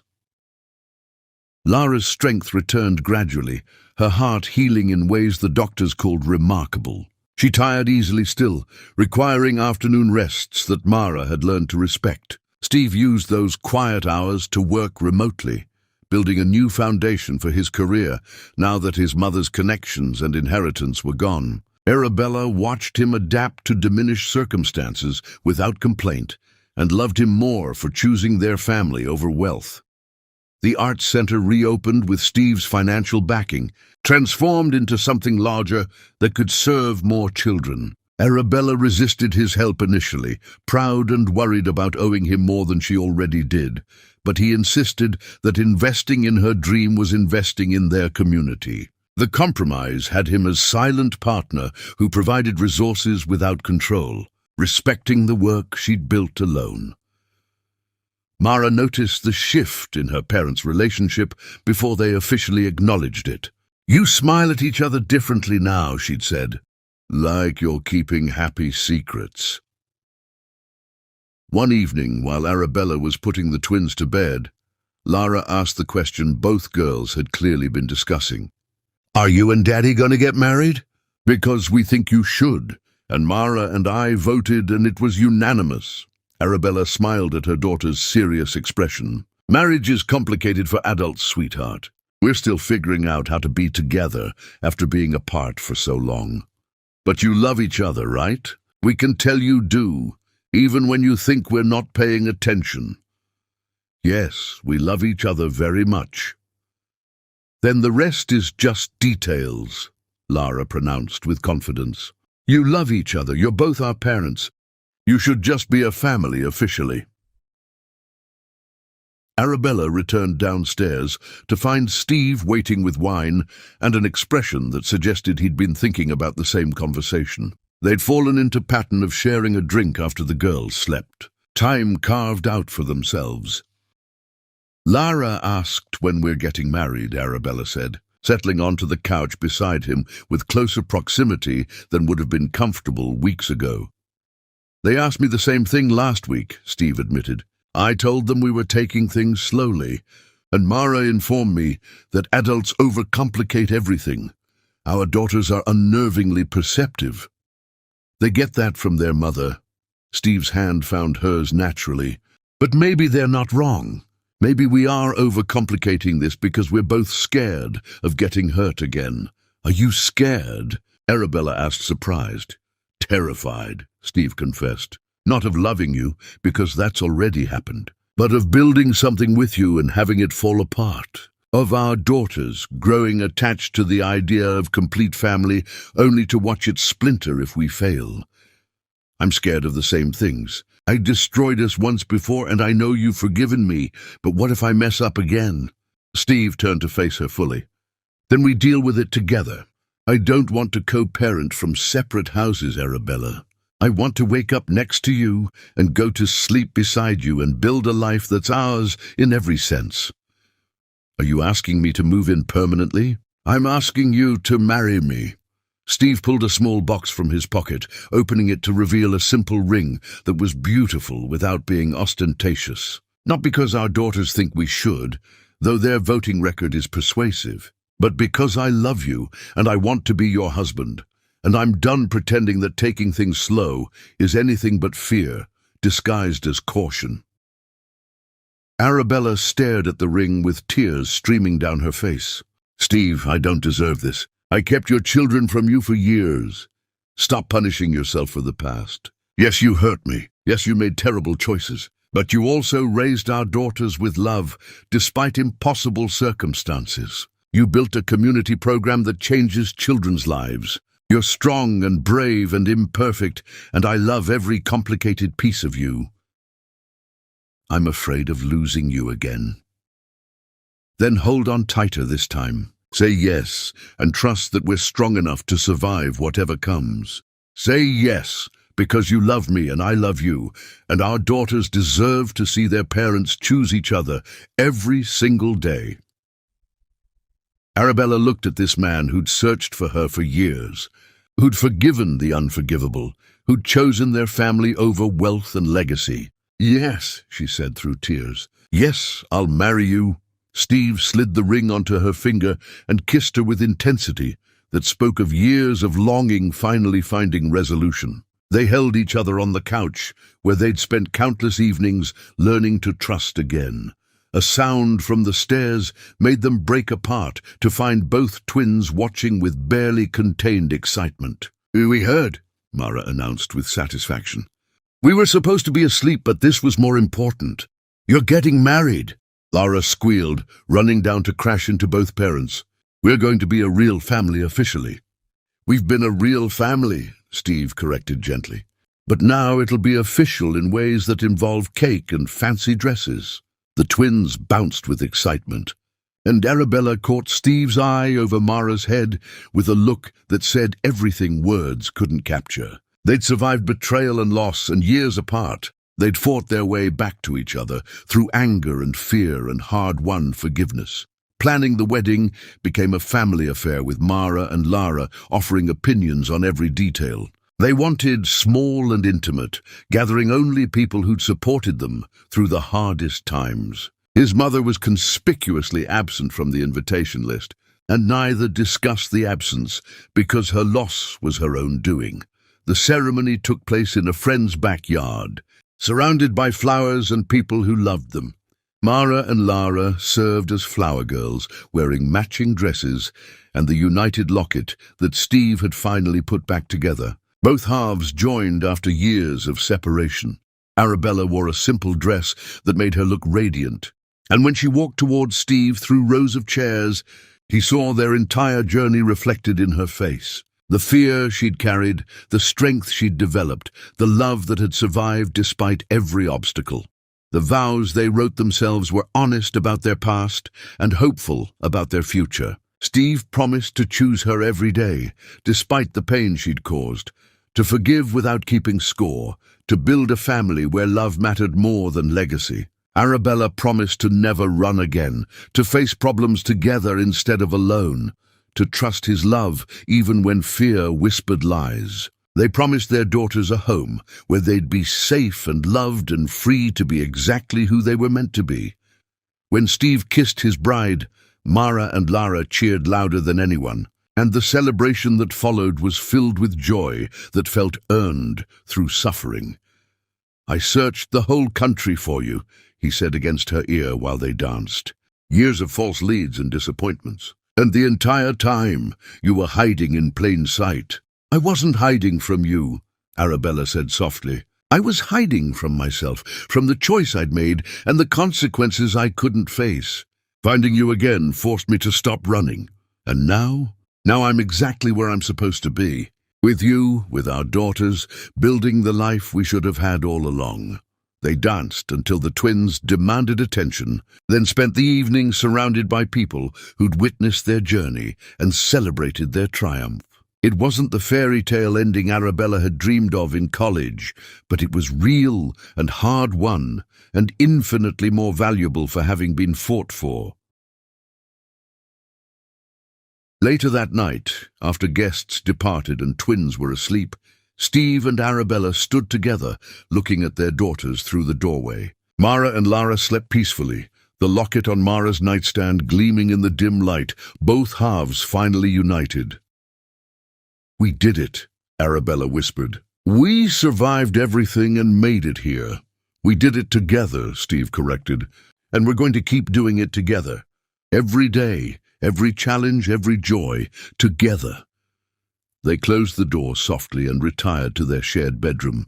The first night as husband and wife, marking a new chapter in a story that had been written in tears and hope and love that refused to die. Outside their window, stars shone with the same light that had witnessed countless evenings of painful conversations and gradual healing. The morning would bring new challenges and continued healing because damage done over years wouldn't be erased in months. But they would face it together, partners in every sense, building a future one day at a time until eventually the past hurt less than the present brought joy. And their daughters would grow up watching parents who chose each other daily, who demonstrated that love was action rather than feeling, who proved that broken things could be mended if everyone involved was willing to do the work of healing.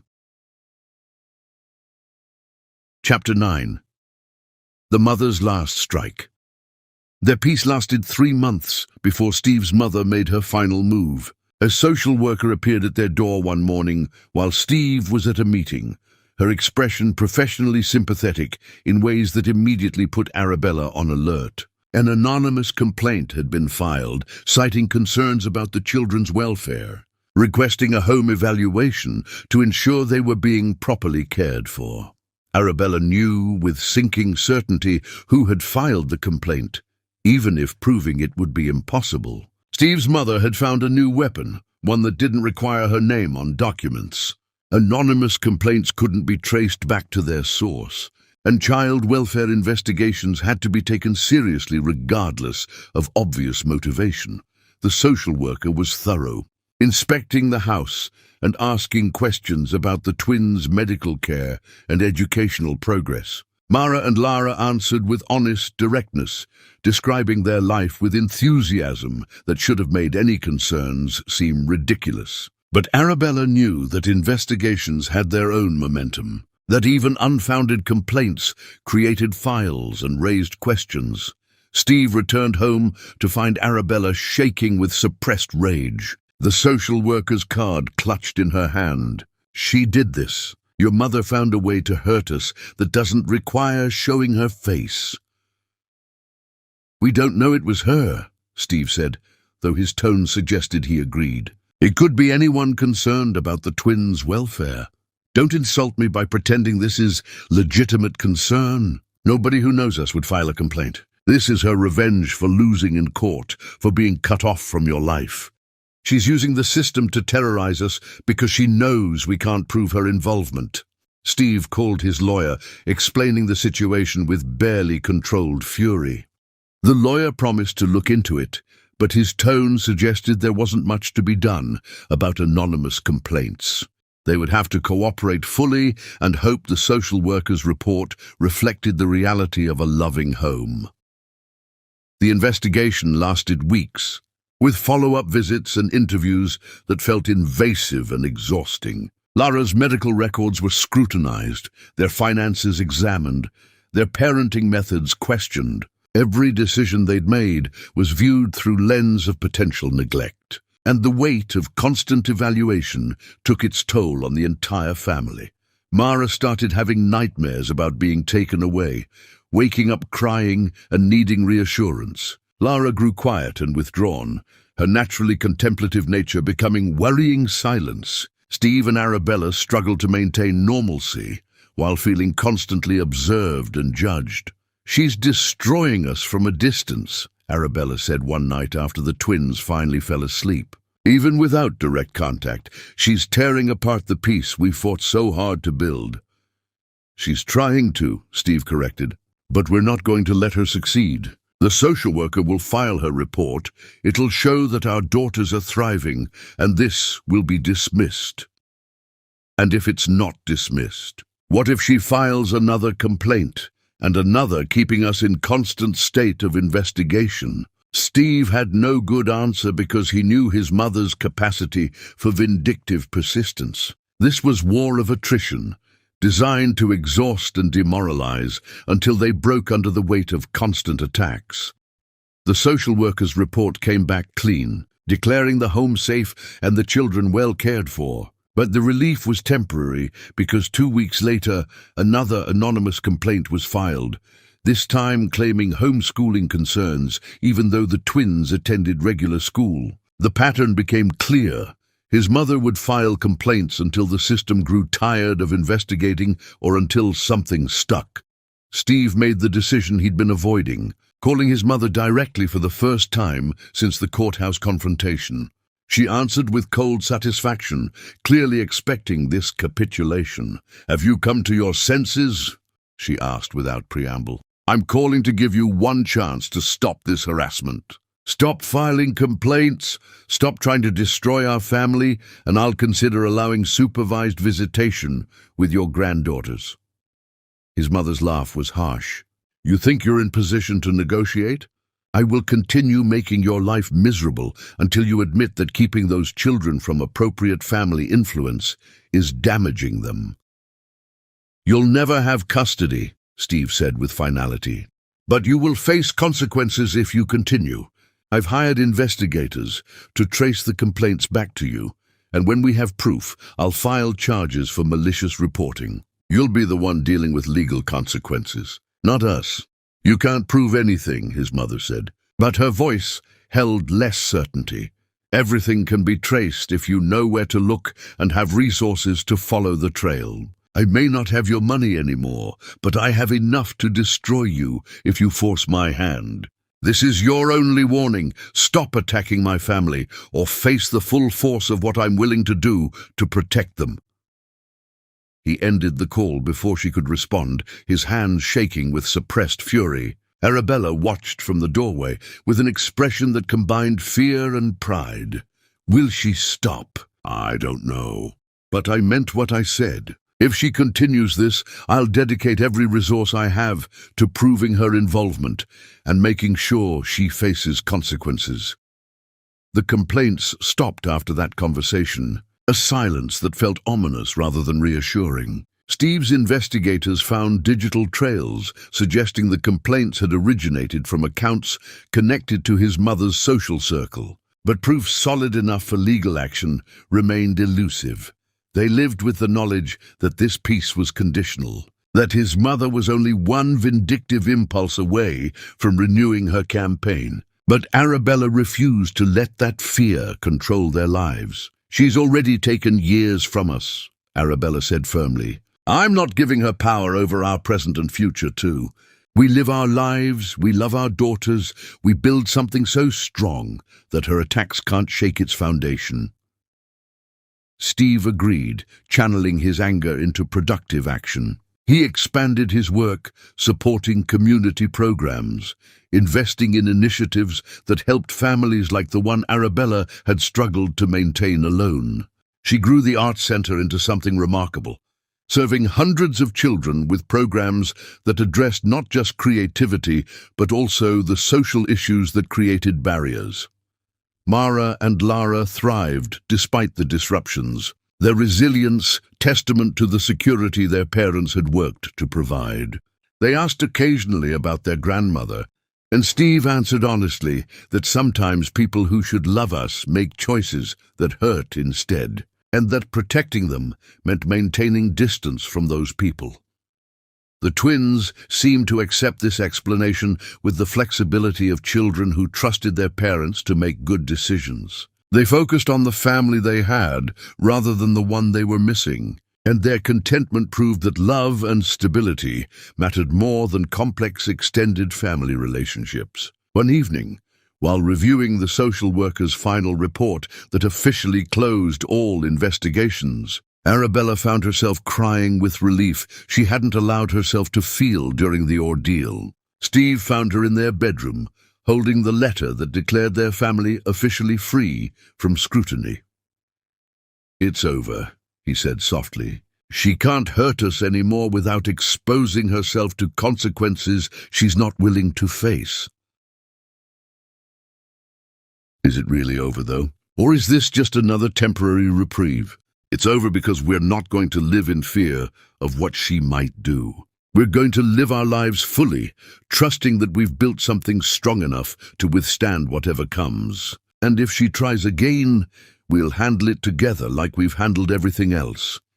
Arabella nodded against his chest, letting his certainty calm her residual anxiety. They'd survived his mother's worst attacks and emerged stronger, their family intact and their love proven through trial by fire. Whatever came next would be faced from a position of strength rather than vulnerability.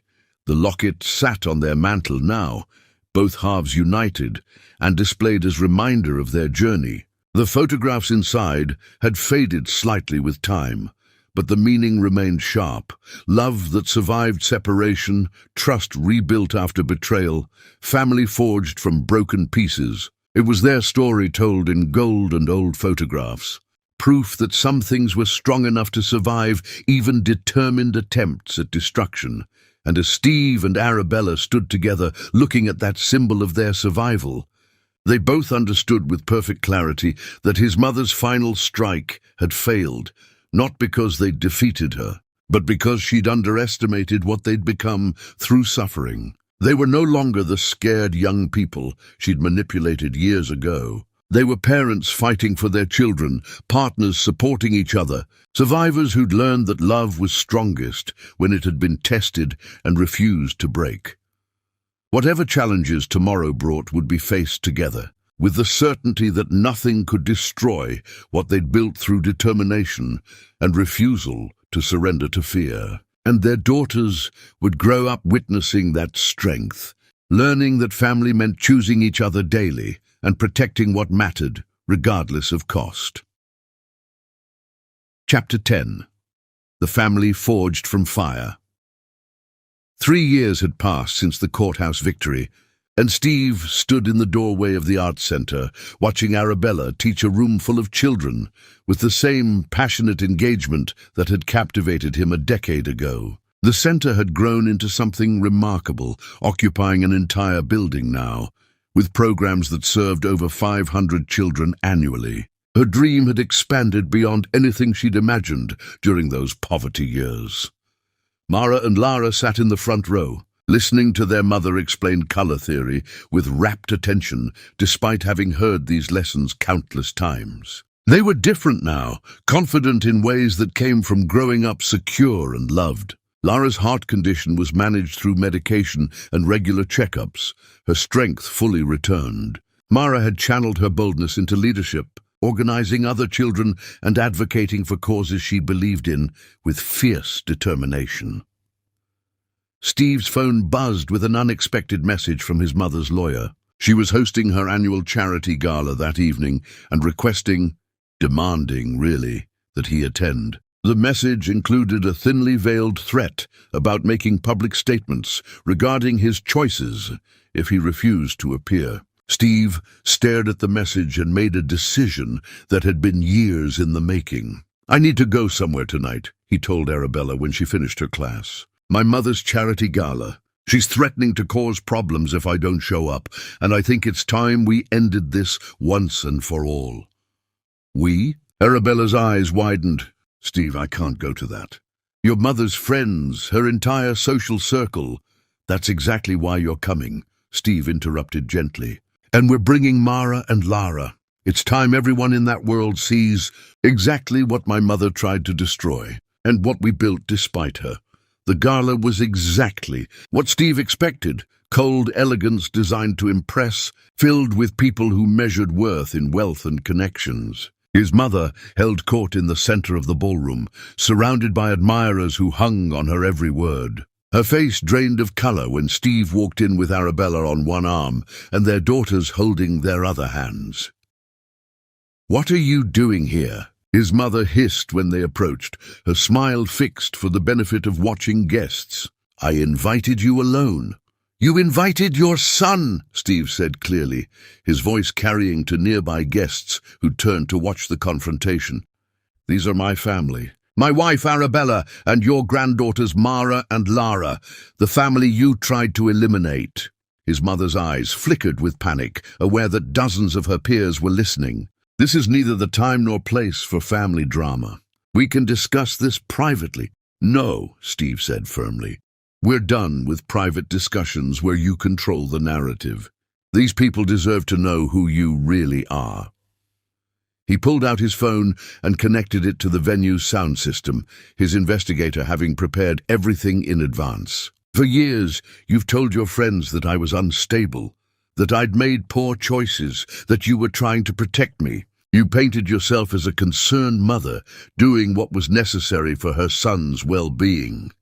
"Stephen, don't do this," his mother said, her voice low and dangerous. "You'll regret what I regret is not doing this sooner."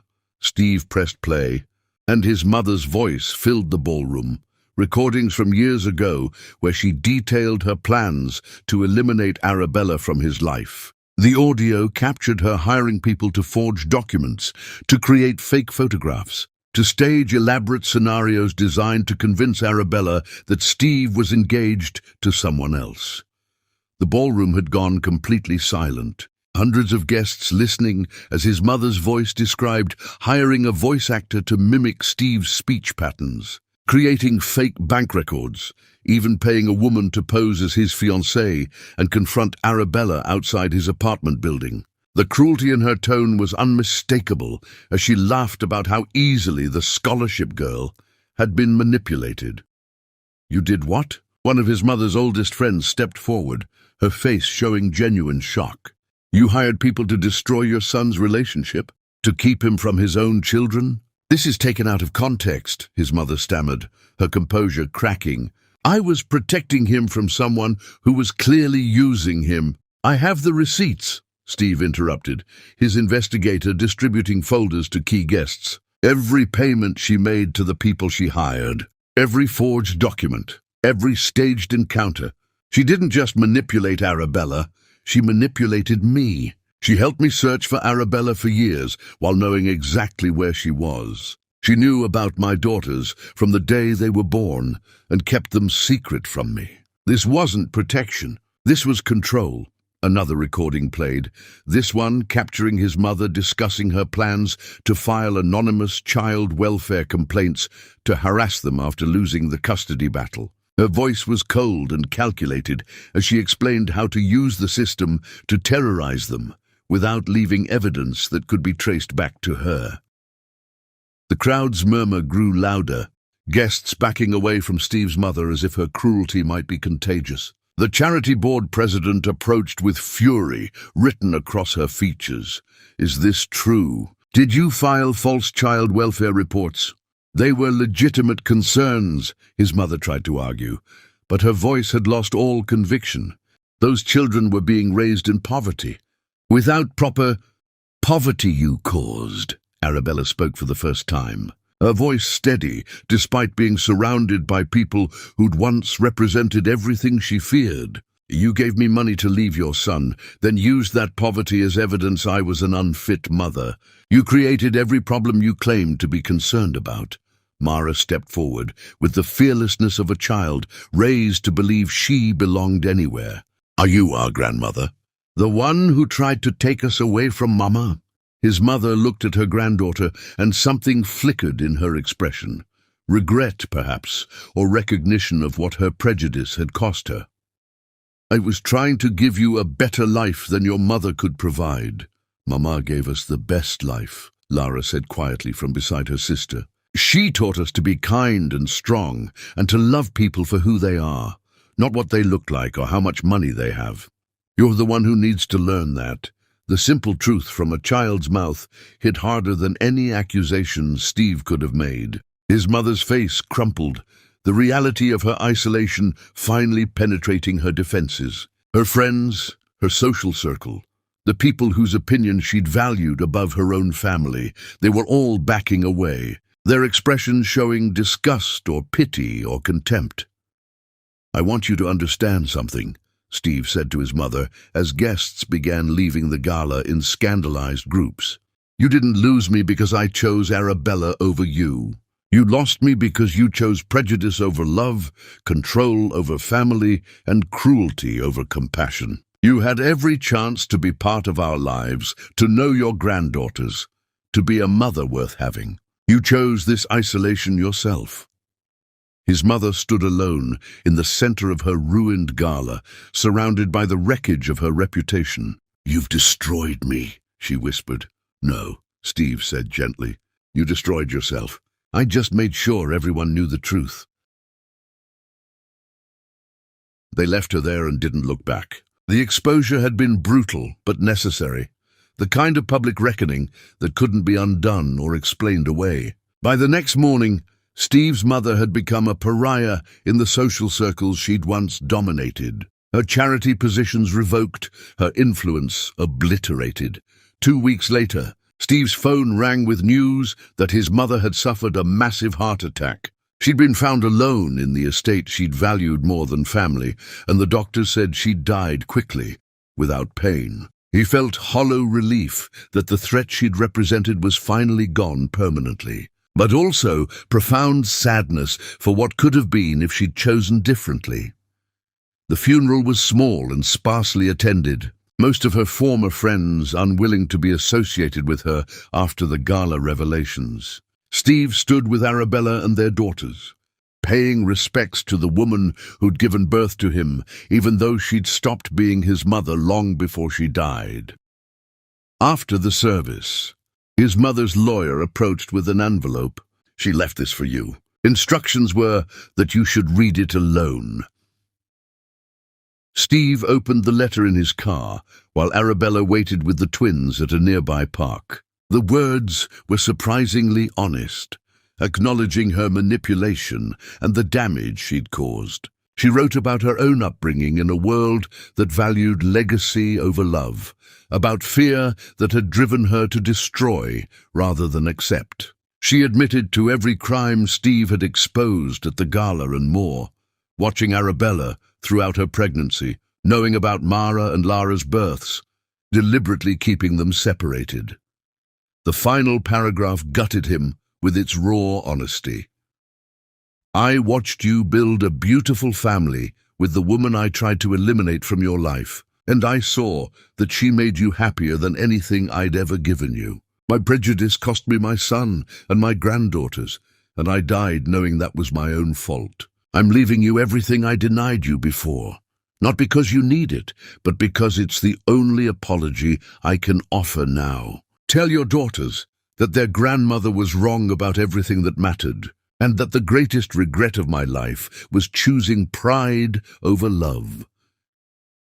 Steve emerged from the car, with tears streaming down his face, and Arabella wrapped him in her arms while he broke apart over the mother who'd finally found honesty in death. The inheritance was substantial, millions that would secure their family's future and allow the arts center to expand beyond current limitations. But the money mattered less than the acknowledgement, the admission that she'd been wrong and they'd been right to choose love over her approval.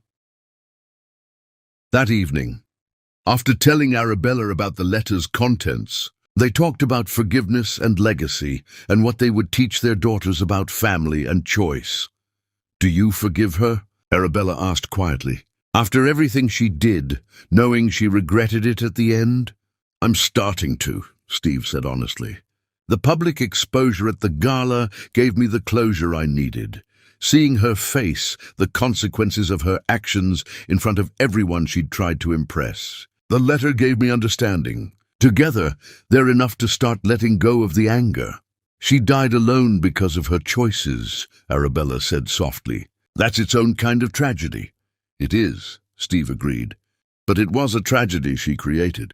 We gave her chances to choose differently. The gala was her final opportunity to admit what she'd done and try to make amends. She could have confessed, apologized publicly, tried to earn forgiveness. Instead, she tried to deny and defend. That was her choice." The twins burst into their bedroom the next morning with boundless energy, demanding pancakes and telling stories about their dreams. They piled onto the bed between their parents, giggling and demanding attention. Steve watched his daughters interact with Arabella and felt overwhelming gratitude for the family they'd created from such broken beginnings. Later that day, they took Mara and Lara to the place where Steve had first walked into the arts center and found Arabella again. The neighborhood had changed, but the building remained, expanded and improved, but still recognizably the place where their family had been reborn. "This is where Daddy found us," Mara said, having heard the story countless times. "When we were little and didn't know he existed." "This is where everything changed," Steve confirmed. "Where I walked through that door and saw your mother teaching children to paint, and my entire world shifted." "And you saw the locket," Lara added, touching the united piece that hung around her sister's neck. "And you knew we were yours." "I knew you were mine the moment I saw you," Steve corrected gently. "The locket just confirmed what my heart already understood." They spent the afternoon in the center, Steve and Arabella working side by side, while Mara and Lara helped younger children with their projects. Watching his family interact with the community they served, Steve felt complete in ways that had nothing to do with wealth or social standing. That evening, they gathered in their home, with the locket displayed prominently on the mantel. Steve pulled it down and opened it carefully, showing the twins the photographs inside that had faded with time, but remained precious.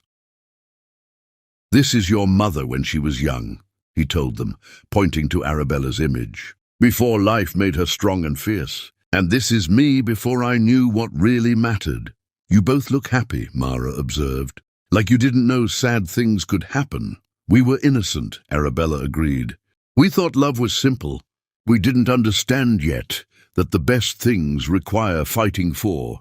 "But you fought," Lara said with satisfaction. "You fought and won, and now we're all together." "We did," Steve confirmed. "And we'll keep fighting for this family every single day." The twins hugged their parents with fierce affection, completely secure in their place in the world. And as Steve held his daughters and his wife, he thought about the years he'd spent searching and the moment he'd finally found what he'd been looking for all along. The locket caught the light. Both halves united after years of separation, and Steve understood with perfect clarity that some love stories took a decade and almost died 1,000 times, but survived because the people involved refused to accept that broken things couldn't be mended. They'd lost years they could never recover, caused each other pain that left permanent scars, and built their family from wreckage that should have destroyed them. But they'd survived. They'd chosen each other despite every reason not to. They'd forgiven the unforgivable and built something beautiful from devastating betrayal. His mother had tried to destroy them and failed. Her final public defeat at the gala proving that cruelty couldn't triumph over love when people refused to surrender. And their daughters would grow up understanding that love wasn't about perfect people making perfect choices, but about imperfect people choosing each other daily and refusing to surrender when things got difficult. The search that had consumed Steve for so many years had ended not with finding Arabella, but with finding himself, the man he was meant to be, the father his daughters deserved. the husband who chose love over pride and family over legacy. The locket sat on the mantel as permanent reminder of their journey, both halves united. Photographs faded but precious, promise kept despite years of separation. It was their story told in gold and old memories, proof that love strong enough to survive years apart was strong enough to build a future on. And every time Steve looked at it, he remembered the moment he'd seen it around his daughter's neck and known with certainty that some things were worth searching the entire world to find.